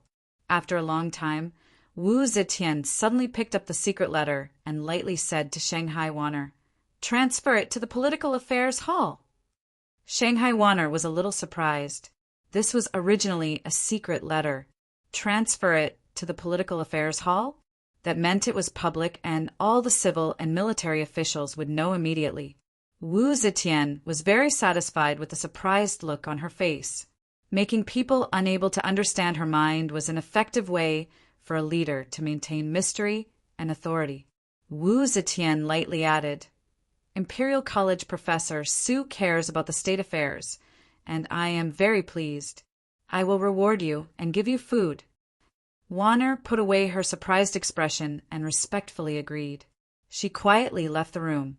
The calm look on Wu Zetian's face slowly disappeared, and a touch of worry gently covered her eyebrows. "My nephews still do not give up. All the arrangements I have made. Can they guarantee that after 100 years the country will be smoothly inherited?" Yang Fan was strong after all. The high fever began to subside after 2 days. In the afternoon of the 3rd day, after a morning of lethargy, he had obviously recovered some energy, and his eyes began to become clear. Xiao Man, who had been guarding by his side, could not help but let out a sigh of relief. "Lang Jun is finally getting better. These days, you do not know how worried the family has been these days. Anu just came to see you. It is not easy for her to carry a big belly. I asked her to go back and rest." Xiao Man said happily. She gently blew on the rice porridge and fed it to Yang Fan. Yang Fan's eyes were a little erratic at first, and no one knew what he was thinking. Slowly, his focus fell on Xiao Man. Xiao Man was still so beautiful. The birth of 2 children did not affect her figure at all. If there was anything different from before, it would be that the arrogance and coldness of a female general that she would inadvertently reveal in the past was completely gone. Now, she was a gentle little woman. The little woman who waited on her husband and looked after her children and could not help smiling as she clicked her abacus and calculated the ever-increasing wealth of her family. Her little world, once inhabited only by one brother, was now inhabited only by her husband, her children, and her home. Until now, she did not understand why her husband suddenly left the mansion alone that day, and why he came back so late. Why was he so depressed, and why did he get seriously ill after getting drunk? She felt that her husband must be extremely unhappy, but she did not ask if he did not say. Such a woman was the most charming woman, not because of how beautiful her appearance was, but because of her wholehearted devotion and gentleness to a man. How many stone-hearted men would not be moved by that kind of deep love? Yang Fan could not help but reach out and gently hold her hand. His hand was a little hot and wet, and also a little weak. Yang Fan held Xiaoman's hand and gently touched his cheek with the back of her delicate and smooth palm. After experiencing the unpredictability of life, he cherished what he had now even more. A small head quietly poked through the door. It was a unique heart-shaped hair. Then there was another one, with 2 small horns on her head. Then the 2 small heads shrank back together. The sunlight shining on the ground had clearly projected the figures of the 2 little fellows, but the 2 children were still unaware of it. They were still earnestly pushing each other outside the door, wanting the other to go in first. Yang Fan and Xiao Man could not help but look at each other and smile. In the end, the older sister won. The younger brother timidly poked his head in, blinking his big eyes, and asked, "Father, are you better?" The 2 little fellows could feel what had happened in the family these past few days. In their mother's eyes, they had always been little treasures more precious than eyeballs. But these past few days, even their mother could not take care of them. Every day, their mother would stay by their father's side without taking off her clothes. Although their young hearts still did not understand the seriousness of the matter, they still could not help but be careful. Yang Fan looked at the pair of lovely children, opened his somewhat chapped lips, and said with a smile, "Of course I'm much better. Come, you 2 little fellows, come in quickly." Yang Yinzu cheered and rushed in first, followed by his little sister Sirong, blinking her beautiful big eyes. Yang Fan pulled the pair of children to his side, gently hugged their small bodies, and suddenly let out a long sigh of relief. At the bottom of his heart, There had always been a huge stone lying there, pressing down on him so that he could not breathe. At this time it was as if the huge stone had suddenly been moved, and the sudden feeling of relief made him let out a long sigh of relief. Father can't eat any more. Who can help Father eat some? Yang Fan took the handkerchief from Xiaoman's hand, gently wiped the corner of his mouth, and asked with a smile. Nianzhu immediately volunteered. I'll eat. Although Nianzhu was not hungry at all, he still ate the remaining spoonfuls of porridge in the bowl. He felt very happy that he could do something for his father. Well, let Father rest for a while. Mother will take you out to play. The family spent a warm and happy time. Xiaoman held the pair of children's little hands and looked back at her husband, whose complexion was gradually getting better. She hesitated a little and pretended to be careless and said, "The weather is getting colder. Langjun can drink if you want, but you can't run to the roof to admire the moon any more." Yang Fan chuckled dryly and replied, Xiaoman said again. "Miss Gu has not shown her face since that day." Yang Fan let out in awe and said, "Why, is she also sick?" Xiaoman pursed her lips and said, "No, it's just that." Langjun was unconscious because of a high fever and fainted in her arms. She couldn't carry you down by herself. As a result, although no one in the residence said anything, she is a girl, and it's inevitable that she is thin-skinned. Yang Fan was deep in thought. When Xiaoman walked to the door, Yang Fan said, "Xiaoman, you ask Miss Gu to come over. I want to talk to her." Gu Zhuting walked through the moon gate and saw 2 maids dressed in green walking on the stone path to her left, chatting and laughing. She subconsciously dodged to the right and circled around to a small bamboo path under the shade of the trees. If someone came here, it would not be easy to dodge, but there was already someone coming from the other path. Now Miss Gu, who was a little paranoid, had no other choice. As a result, she had just escaped to the bamboo forest path and had just turned a corner when she saw Anu, who was being supported by a little maid, walking towards her. Gu Zhuting had nowhere to hide and could only stand still. Her fair and clean face had already begun to redden involuntarily. "Master Gu." But Anu acted as if nothing had happened and welcomed her with joy. Gu Zhuting braced herself and walked up, saluting, second foreign. Anu supported her body and said angrily, "Why is Master Gu suddenly being so polite with me? Just call me Anu." She waved her hand and let the young maid leave and walked forward with Gu Zhuting. She said with a smile, "Why haven't I seen Master Gu these past few days?" Gu Zhuting stammered, "Actually, I still have night duty at night. It's just that I have something to do during the day, so I didn't come." Anu suddenly said, "I see. I thought someone in the residence had said something that made Master Gu unhappy." Gu Zhuting was quite uneasy and quickly said, No, what? What could someone have said?" Anu said, "That's right.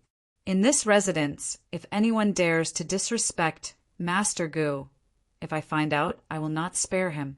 Oh, by the way, Ah Lang's body has recovered and is now full of energy."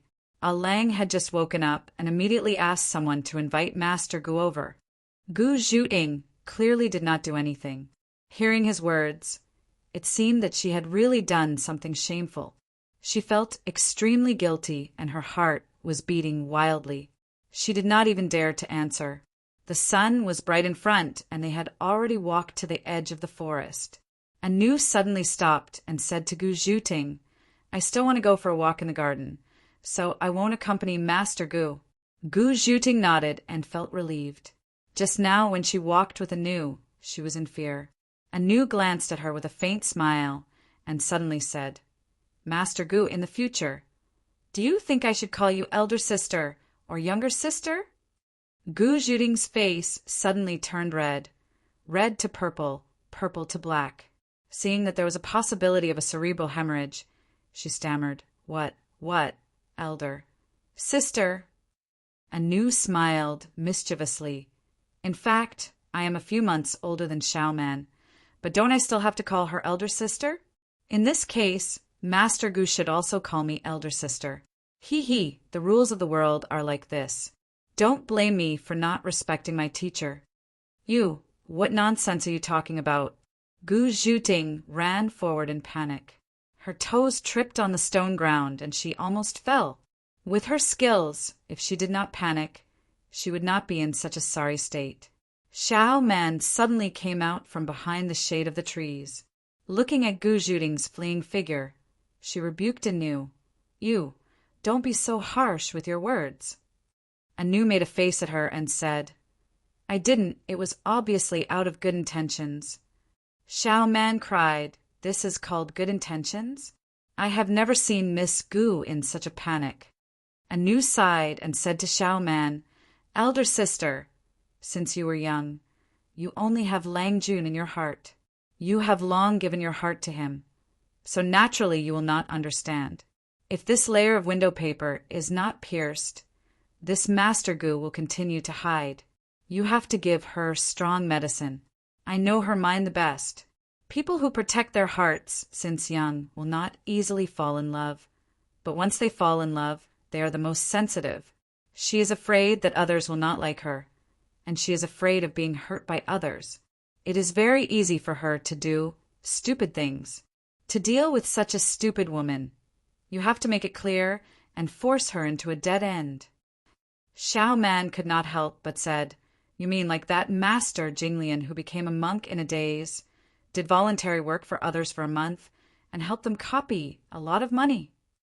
Tranquil Lotus was the Dharma name Anu had when she became a monk in the Tranquil sect, because she thought Yang Fan had fallen in love with someone else. Hearing Xiaoman's words, Anu's face immediately turned red. She was as pretty as a spring peach blossom that had bloomed on a branch and was bathing in the wind. Chapter 930. Gu Zhuting stood in front of Yang Fan's door with a red face. She paced back and forth for a long time, but she couldn't enter.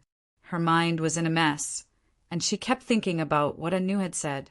There were two maids in green next to her who looked at her curiously and walked past her, but she ignored them. Originally, she was afraid to meet people because she was afraid of being gossiped. But now, everyone thought that something had happened between her and Yang Fan. Her father thought so, her mother thought so, and so did her stupid brothers. She thought that the maids in Yang Mansion were just gossiping behind her back. But now, even Anu asked her to recognize her as her sister in front of her. So, what was the point of hiding? She was not afraid of being bitten when there were too many fleas. Dead pigs were not afraid of boiling water, and debts were not worth worrying about. But why did she become timid when she stood in front of Yang Fan's door? Why did Anu say that? Did Ah Lang say something to her? But Ah Lang, does Ah Lang really like me? Gu Zhuting thought in her heart. She couldn't believe it, but she was also a little flattered. Ahem, who's outside? Suddenly, Yang Fan's voice came from the room. Gu Zhuting was shocked. She didn't have time to think and stepped in. Ah Lang. Gu Zhuting stood straight in the room, but her legs couldn't help twitching uncontrollably. Ah Lang, Miss Gu, you're here. Sit down. Yang Fan smiled and pointed to the seat next to him. Gu Zhuting stood still, but her legs were still trembling. Yang Fan struggled to sit up. Seeing this, Gu Zhuting tried her best to guide her two legs to walk over and sit on the side of the bed. Yang Fan lay on the couch with his hands crossed in front of his chest. He pondered for a while, as if he had something to say, but it was inconvenient for him to say it. Seeing this, Gu Zhuting's heart beat faster. She wanted to listen, but was afraid to. She still maintained her sitting posture, but her buttocks gradually rose and hung on the chair. She was ready to escape at any time. She didn't look like a heroine who sneaked into a heavy ambush at the age of 13 and took the head of a commander-in-chief. That night, did I cry? Gu Zhuting was dumbfounded. She never expected that Yang Fan would ask such a question after hesitating for a long time. Looking at Yang Fan's expectant eyes, she suddenly shook her head and said, No, Ah Lang was just drinking at that time. Yang Fan heaved a sigh of relief and quickly nodded. I think so too. Then, I didn't say anything nonsense, did I? No, Alang was just enjoying the moon and drinking. Then he fell asleep. He didn't say anything. That's good, that's good, Yang Fan repeatedly said. Gu Zhuting's eyes gradually curved into crescent moons. Alang was so interesting. He indulged himself when he was drunk, but when he sobered up he found it shameful. She felt that this sect master was not scary at all. Everyone goes through a process of getting to know each other. At first, young Master Jiang was an unattainable figure in her heart. But when she found that he was not scary at all that was left was hatred. But the one in front of her only made her feel that he was cute. Suddenly, Gu Zhuting thought of something and her heart sank. Her eyes, which were curved like crescent moons, dimmed. If he didn't say anything, wouldn't that mean that she would have to take back the words that made her fantasies run wild for the past few days? But in the face of Yang Fan's expectant eyes, she couldn't bring herself to refuse. Ahem, I was drunk at that time. Did I sleep on your lap?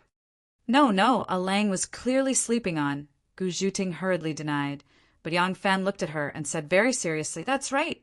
I remember that I did sleep on your lap. Gu Zhuting was confused. She didn't understand what Yang Fan meant at all. Yang Fan smiled and said, These days some maids and old women at home have been gossiping, right? No. Yang Fan waved his hand and said, Let them chew. Don't take it to heart. I slept on my own woman's lap. What's wrong with them? Alang is right.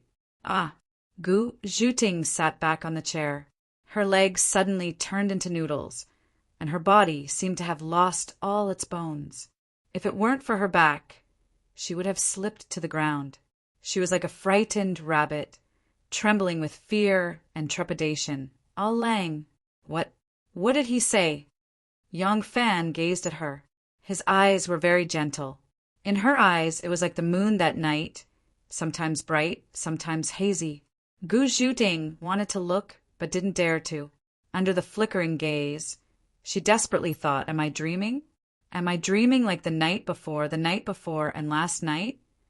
Yang Fan said softly, I understand your feelings, but for some inexplicable reasons, I have been hesitant and overcautious. Or should I say it's dispensable? What's shameful is that all this is because I know you won't make any other choice, so I enjoy it with a clear conscience. Gu Zhuting didn't hear what he said at all. The sweetness after bitterness was far stronger than the feeling of success when the conditions were right. She felt as if she had drunk a jar of Jianan wine in one go. Her whole head was dizzy. She secretly pinched her thigh. It was very painful. Sure enough, she wasn't dreaming, Yang Fan said. But ask yourself if you really made any other choice, or if God gave you an irreversible ending. Would I be disappointed? Would I regret it? Would I be sad? So I said, I'm really a bastard. Now I said it. You can refuse me, but at least I won't regret it anymore. Speaking up to here, his heart felt miserable again. There was a deep wound in his heart, and the pain was heart-wrenching. He wanted to bury that wound deep, and he didn't want to suffer the same pain again. He stared at Gu Zhuting and asked in a deep voice, Are you willing? I'm willing. Gu Zhuting mustered all the strength in her body to say her answer. Then her tears flowed like a spring. She didn't know why she was crying. In short, only by letting the tears flow would she feel better. Outside the Yang residence, 2 ox carts came to a stop. The guards on horseback looked around warily.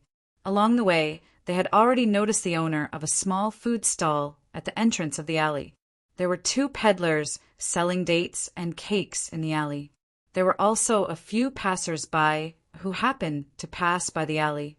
There were 3 old women sitting on a stool doing needlework in front of the house. They were all first-rate martial arts experts.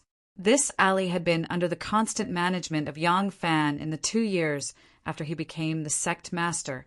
Now, it had long become a dragon's lair and a tiger's den. It didn't look like the strength that Yang Fan had publicly displayed. The Gu family and the few succession hall guards in the Yang residence were all top-notch martial arts experts. The current situation made them shudder. If the other party wanted to make things difficult for them, It wouldn't be easy for them to escape unscathed. Shinmu didn't seem to care. When he got out of the cart, there was a faint smile on his face. He looked very relaxed. Although this person did not know the slightest bit of martial arts, his boldness, courage, wisdom, and courage were undoubtedly outstanding among the people. "Young Master Chui, please." Shanmu smiled and gestured to Chui Lin, who was walking out of the other cart. Then they walked side by side to the Yang residence. Chui Lin used both carrot and stick and finally invited Shinmu. However, he was worried that the two of them would fight again after a few words, so he also came. "May I ask who you two are?" The doorman of the Yang residence, Mo Xuanfei, immediately came to greet them. He looked at the two of them and thought to himself, "This young master looks a little familiar. I think he came to my house a few days ago." Chui Lin said, "I am Chui Lin of Qinghe. This is my friend. Today, we came together to pay a visit to the master of the residence. Could I trouble you to inform him?" Mo Xuanfei said, "Unfortunately, my master is ill and won't be seeing any guests today. Please come again another day." How could Chui Lin believe him? He thought that Yang Fan had already instructed the doorman to refuse on the pretext that he was sick. Immediately, he was very unhappy. He frowned and said, "A few days ago when I came to your mansion, Erlang was still well. Why did he suddenly fall sick? What illness does he have?" Mo Xuanfei thought, "This guest is so unreasonable. Just tell you that the master is not feeling well, and you can just leave. Why are you still asking what illness he has? Are you a doctor?" "My master is sick on the horse. Oh no, the bed. Can I tell you?" Mo Xuanfei's face darkened and said, "Is it the way of a guest to ask for the root of the matter?" Chui Lin said, "Today I must meet Erlang with this friend of mine. Can a doorman like you make the decision for the master? Ask him to come out and greet us." "Huh, how arrogant." Mo Xuanfei rolled his eyes and retorted, "Who the hell do you think you are? Let me tell you, if the Yang family's master is willing to meet anyone, even if it's just a vegetable seller, Lang will personally welcome him because he's an old acquaintance of Lang's, and Lang cherishes old friendships. If it's someone that Lang doesn't want to see, unless you are the current emperor, we can't stop you. Don't come to my house and put on airs. Get out." Chui Lin was born in a rich family. No matter where he went, the master would greet him. This was the first time he was scolded by a servant. He was so angry that his face turned red. He said angrily, "Is Yang Fan not willing to let this matter go? Good, good, good. Tell him to bear all the consequences himself." Chui Lin turned to leave after saying that, but Shenmu pulled him back and called his courtesy name with a smile. "Bo Ru, please calm down." Shenmu turned his head to Mo Xuanfei and said, "Our master is ill. We have come at the wrong time. However, this matter is of great importance. Little brother, your desire to protect the patriarch is commendable, but this is not something you can make the decision on. Go and inform the patriarch that Shenmu has come to visit. If the patriarch really refuses to see you, I will leave immediately and not make things difficult for you." Mo Xuanfei's expression softened. He looked at him first, and then at Chui Lin and nodded. "You're a reasonable person. All right, I'll go. Wait for me." Mo Xuanfei turned and walked towards the back of the house. Chui Lin said angrily, "Outrageous, he said he wanted to meet you, but now he's pretending to be ill." Shenmu's eyes flickered, and he said lightly, "Bo Ru, don't be angry. In my opinion, Erlang is really ill." Chui Lin glared at him and said, "You believe such an excuse?" Shenmu smiled and said, "If it was an excuse, this doorman would have chased him away directly. Do you think he would dare to go back and report a few good words?" Chui Lin was shocked. He thought to himself, "No wonder he has today's achievements. I'm not as good as him in terms of observation." For a moment his arrogance faded. Chapter 931. In the room, Yang Fan tried to sit up and felt weak. He shook his head with a grimace and said, "Even a good man is afraid of sickness. Miss Gu, please help me up. Oh. Gu Zhuting hurriedly stood up and carefully helped Yang Fan up. She then put a thick pillow behind his back. Seeing where he was looking, she immediately understood and picked up a cup of water from the table. Watching Yang Fan drink, she felt sweet inside. Miss Gu, N. Yang Fan was silent for a moment. He suddenly laughed and said, "Calling me that seems too distant. How about I call you Little Ting in the future?" Gu Zhuting's face was red. She stared at her toes and said bashfully, "When I was young, father and mother called me that." Yang Fan scratched his head and said, "Is it not appropriate to call you that? Then how about I call you Zhu Ting?" No, Little Ting is very good. Just call me Little Ting." Gu Zhuting had two biggest worries in front of Yang Fan. One was her lowly status. A woman who wandered the martial world would not be easily accepted by a proper family, much less when she was originally the lowliest of slaves. She couldn't even be considered a good citizen. The other was that she was older than Yang Fan. Although the Empress was in power in this era, those who could really sit and talk with men were only an extremely small number of women of high status and power. The entire world was still a strict system of male superiority and female inferiority. These things were reflected in politics. For example, outside of the inner court, there were no female officials. It was reflected in the law. For example, a wife beating her husband for a year and a husband beating his wife would be demoted to the second rank. It was clear at a glance who was high or low. It was reflected in daily life. There were even more rules of high and low. For example, a wife could never walk in front of her husband, or even walk side by side with him. For example, when a man slept on the bed, a woman could never turn over his body. If she had to pass him, she could only crawl past his feet. For example, a man would rarely marry a woman taller than him, no matter how beautiful she was. Also, a woman could be older than a man. In this era, this was a huge taboo. Little Ting, this form of address made her feel that she was a little younger than Little Ting, and it made her feel warm in her heart, as if she was being pampered. Spoil! Ever since she started practicing martial arts at the age of 4, she had never had the chance to be spoiled. Yang Fan said, "All right, then I'll call you Little Ting." "Xiao Ting, since you agree, then our matter is settled. But I think we shouldn't talk about marriage for the time being. We have to give our family some time to adapt. Besides, I haven't told Xiao Man and Anu.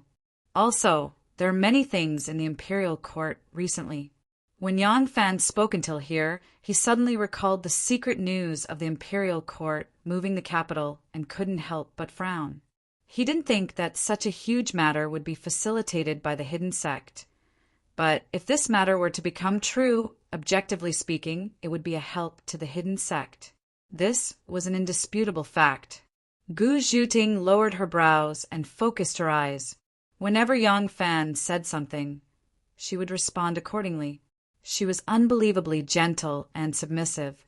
She was a very traditional woman. Since the Sui and Tang dynasties, the customs that had gradually invaded the Central Plains could be blown into the imperial palace. But it couldn't be blown into the aristocratic clans that were proud of their tradition. The Chui clan never wore clothes, and the Chui clan's women weren't allowed to show their faces in public without any rules. The Chui clan's massive residence didn't even have a single piece of furniture. Even if she was a heroine who could kill a man every 10 steps, she still had to be absolutely obedient to her man. This philosophy was deeply engraved in her bones. After obtaining Yang Fan's promise, Gu Zhuting treated herself as Yang Fan's woman. Even if she was exceedingly capable, and he didn't have the strength to truss a chicken, Gu Zhuting wouldn't be able to resist Yang Fan at all. Etiquette was a formless but incomparably powerful force. Due to her special identity, this sense of hierarchy was especially intense for her.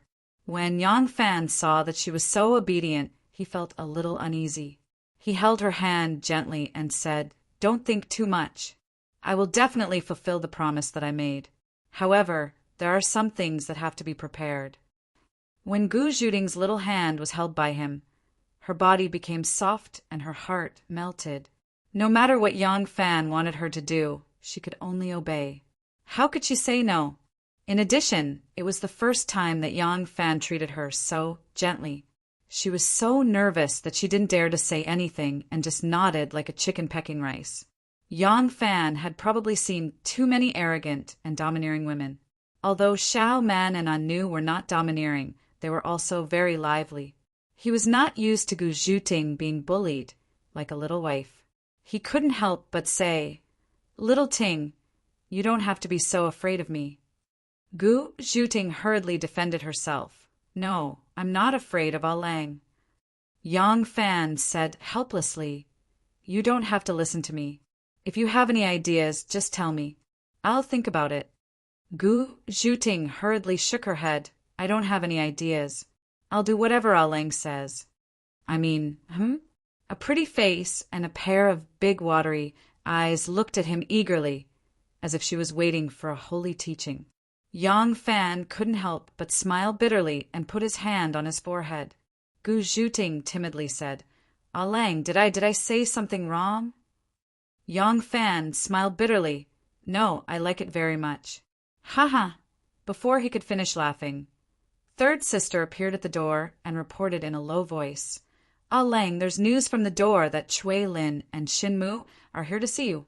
Lang, do you think, oh? Yang Fan thought for a moment and said, "Invite them in. Come here." Third sister nodded and turned to leave. Gu Zhuting uneasily said, Lang, should I leave?" Yang Fan looked at her cautious appearance and felt helpless.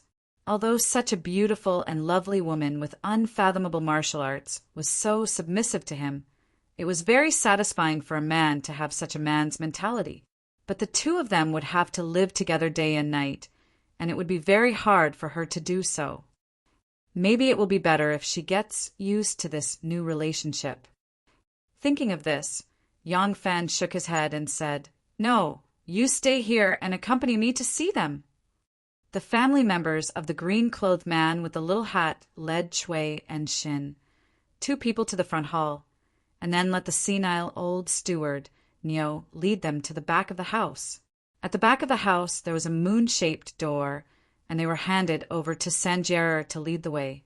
Passing through a small path in the forest, a rockery, a pond, and a grapevine, they walked all the way to an elegant and refined abode. From the location of the house, it should be the master bedroom of the house, the place where the man and woman lived. The anger in Chui Lin's heart gradually faded. Yang Fan must be really unwell to be able to lead the two of them to this place. Otherwise, he could just lie in the study and pretend to be sick. It was impossible for him to be able to let the guests enter this place by pretending. Chui Lin secretly wondered, is Yang Fan really so sick that he even finds it difficult to get up to welcome the guests? At the entrance of the carved door, there stood a beautiful woman with a tall figure and elegant steps. She wore a short emerald skirt and a red square skirt. A light green ribbon was tied around her slender waist. The soft clothes clung to her plump and perky buttocks, and the hem of the skirt was a slanted arc with many pleats, making her look like a burning mermaid. Seeing Chui Lin and Shen Mu walking side by side, the mermaid bowed slightly to greet them. She waved her beautiful tail lightly and said in a soft voice, "Young Master Shen, young Master Chui, please." Such a gentle and beautiful voice fell into the ears of Shen Mu, who had always liked to appreciate beautiful women.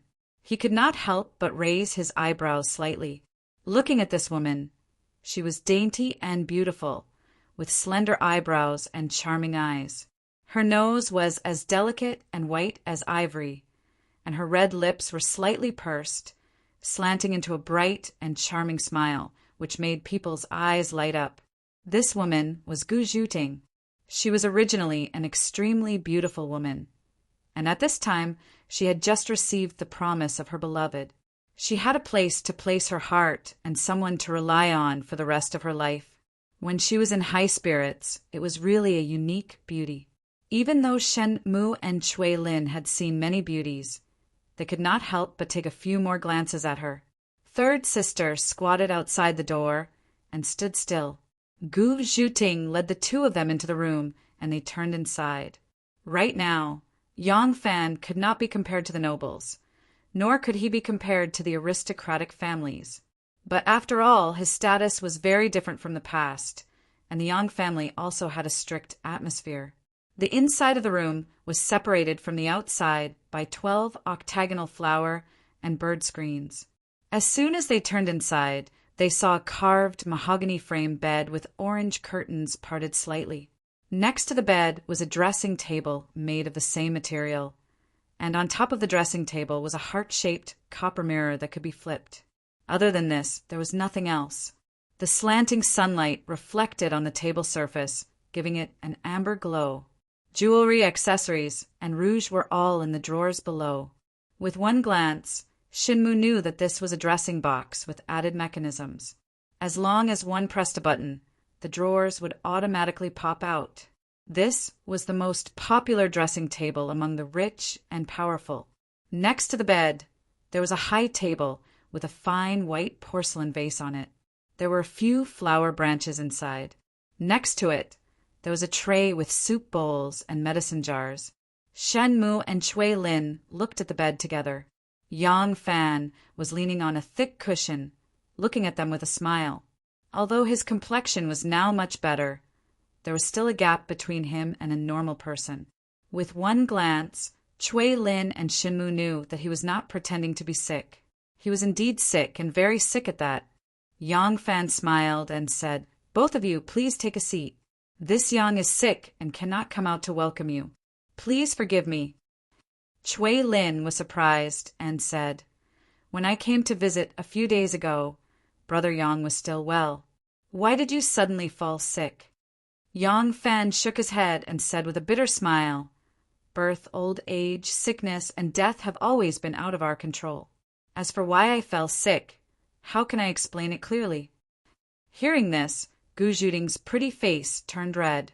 Guiltily, she moved the cushion over for the two of them and let them sit. She then turned her body sideways and, at the same time not blocking Yang Fan's line of sight, used a pair of slender, jade-like hands to deftly tighten the slightly loosened curtains. Then she gracefully retreated to the head of the bed, like a submissive little wife, but she did not leave.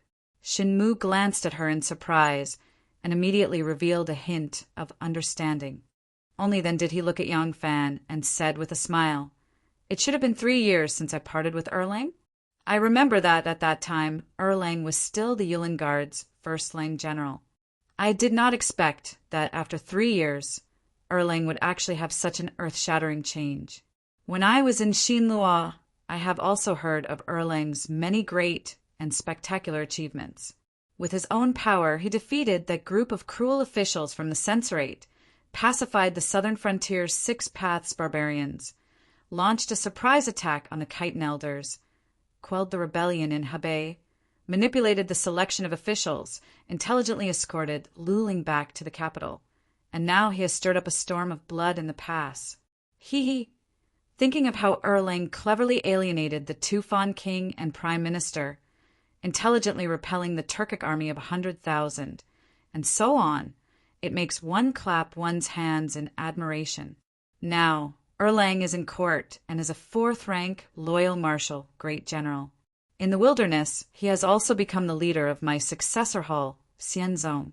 It is really worthy of celebration. Chapter 932. Yang Fan smiled faintly and said, "Haha, this little brother becoming the leader of the obvious sect is actually just a coincidence. For Brother Shin, this may be worthy of congratulations, but is this true?" Shinmu nodded solemnly and said with a serious expression, "Truly, these are words from the bottom of my heart. There is no falsehood in any of them." Yang Fan looked at him for a long time and nodded lightly. "These 3 years, Brother Shin has not been in Xanluo. If I am not wrong, Brother Shin has been back for a year. It is a pity that this little brother is not well informed and knows nothing about this. Otherwise, I would be happy to hear that Brother Shin has returned. This little brother would feel it is worthy of celebration." Now this little brother is sick and weak. It is a pity that Brother Shin has to come and visit. When the two met, they started a war of words. Chui Lin felt like he was sitting on pins and needles. He would occasionally look at Shenmu and occasionally look at Yang Fan, afraid that the leaders of the obvious and hidden sects would fight again if they did not agree. He had come today as the representative of the noble families and the mediator between the obvious and hidden sects, but his status and experience were not high enough, and his power was not as great as the two. He could only tactfully remind and pacify. He did not have the right to be the judge unless the heads of the 7 noble families came out. Hearing Yang Fan's words, Shenmu sighed deeply and said, "Erling probably has a grudge against me.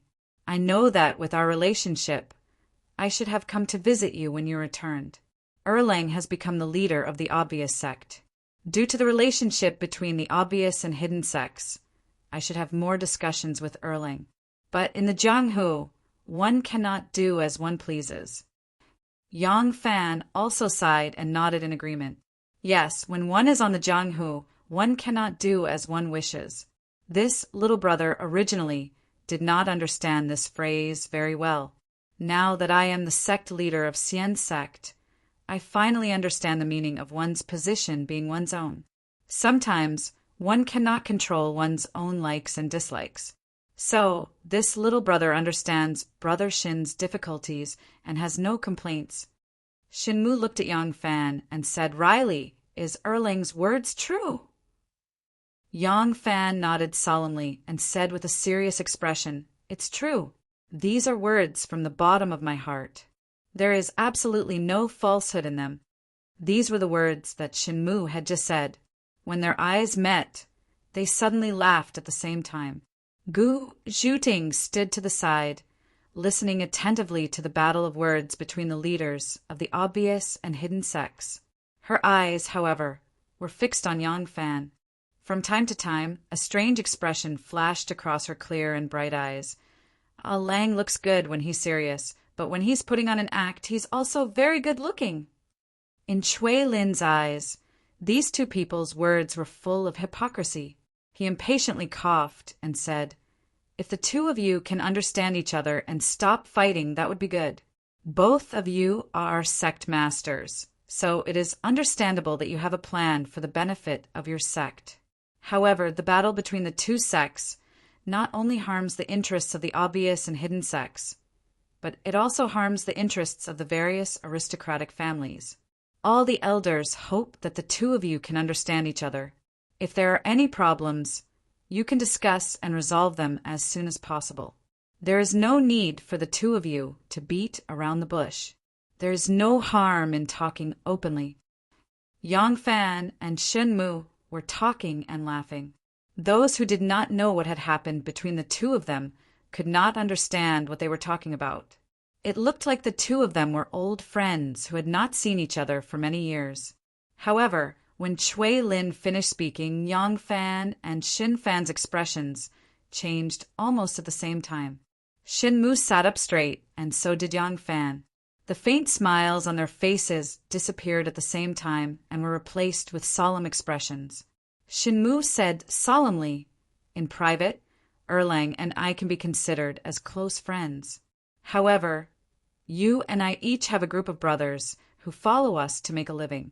It would be inappropriate for us to neglect the public for personal reasons. Therefore, for the benefit of our sects, there are some things that we have to make clear. No matter how we fight, we are still one family.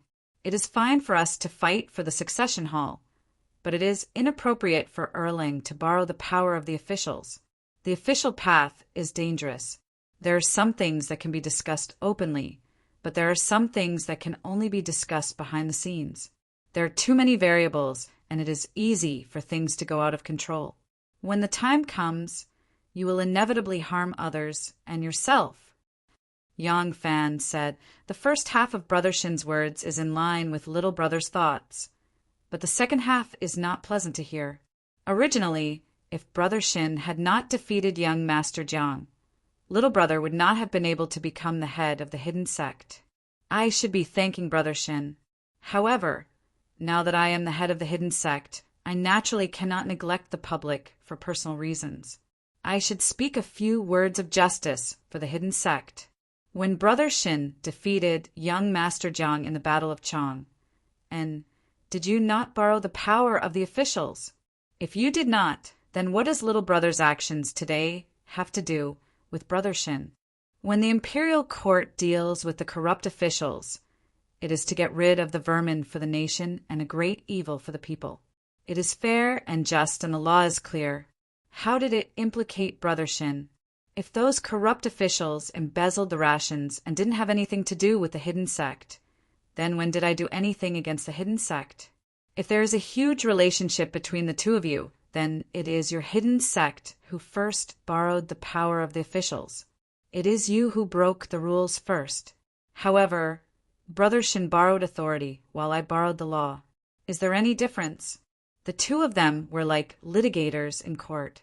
Their gazes were like eagles that were trying to intimidate the other party. The moment they opened their mouths, it was full of the smell of gunpowder. Shui Lin felt very uneasy. With the two of them acting like this, can we really negotiate today? He originally had rather high expectations for today's meeting, but now he was a little uncertain. Young Lady Gu, who had just evolved from unrequited love to a state of passionate love, was currently in the infatuated stage. Her man would not only see his good points as his good points, but he would also magnify his good points. Hence, she was elated when she heard this. Ah Lang is not only good-looking, but he is also very eloquent. Shen Mu spoke in a deep voice. Of course, there is a difference. My hidden sect borrows the authority of an official, but you borrow the law. You borrow the law of an entire nation. One person's authority only belongs to one person. A nation's law will inevitably implicate the innocent. Do you know that many of the aristocratic clans that did not provide any help to my hidden sect have also suffered undeserved calamities because of the Yanzhou case? For this matter to escalate to such a stage and infuriate the various clan heads, it can be said that it was all because of your hidden sect's and scrupulous actions. Erlang, being a human is a lifetime thing, and being an official is only a short period of time. Don't put the cart before the horse. In the end, not only will you not be an official, you won't even be able to be a human. Yang Fan said, "This little brother does not agree with the undeserved calamities that Brother Shin spoke of. It is true that those people were implicated, but it was not an undeserved calamity. If they were innocent, why would they be implicated? Since they are guilty, why didn't today's incident or tomorrow's incident happen? Who do you think will be able to plug the huge hole that the corrupt officials in Yanzhou poked? Once this matter is known by the imperial court, it will be a calamity sooner or later.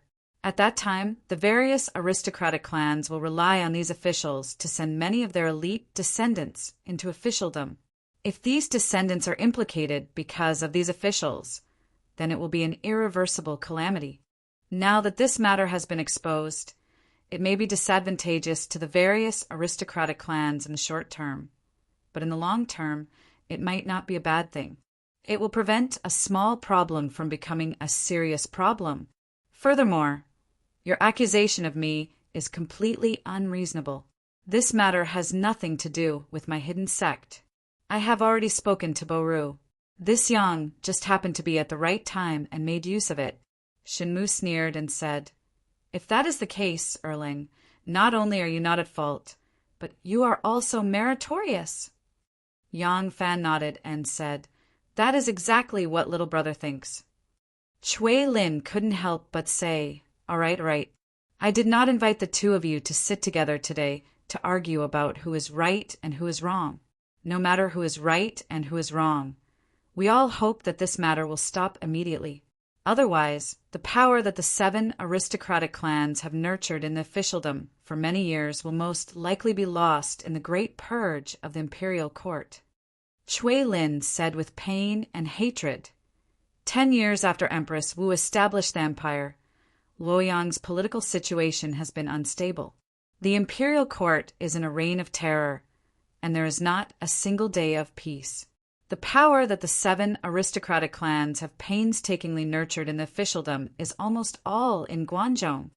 Yang Fan and Shen Mu looked at each other and lowered their eyes at the same time. They thought quietly for a moment before suddenly looking up and saying in unison, "We." The two of them stopped abruptly, paused for a moment, then said in unison, "You first." Chui Lin rubbed his forehead and said, "Brother Shin is a few years older. Brother Shin, please speak first." Shinmu said, "All right, then I will state our conditions first. Ever since the succession hall was established, the obvious clan has been in charge. But in these years, my hidden sect has proven that our abilities are above the obvious clan. If we are in charge, we can run the succession hall better. Those who are capable will be promoted. Those who are mediocre will be relegated. The succession hall will be managed by my hidden sect in the future." Yang Fan sneered and said, "Ridiculous." He glanced at Chui Lin and said, "Chicken head and phoenix tail, if it was Bo Ru, which would you choose?" Chui Lin didn't know why he raised this question. He stilled and then said after thinking, "Why not make your own decisions when you are behind others? You should choose the chicken head."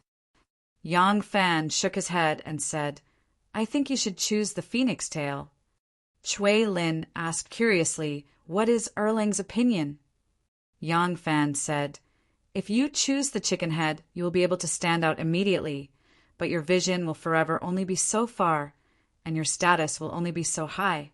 A chicken is a chicken, and the highest you can fly is just standing on a pile of firewood. But what about the phoenix? The phoenix soars above the 9 heavens, and the world is so vast. If you want to have great accomplishments and plan for the long term, even if you are at the phoenix tail, it is thousands of times higher than the chicken head." Chui Lin faintly understood what Yang Fan meant and asked probingly, "Erling's opinion is?"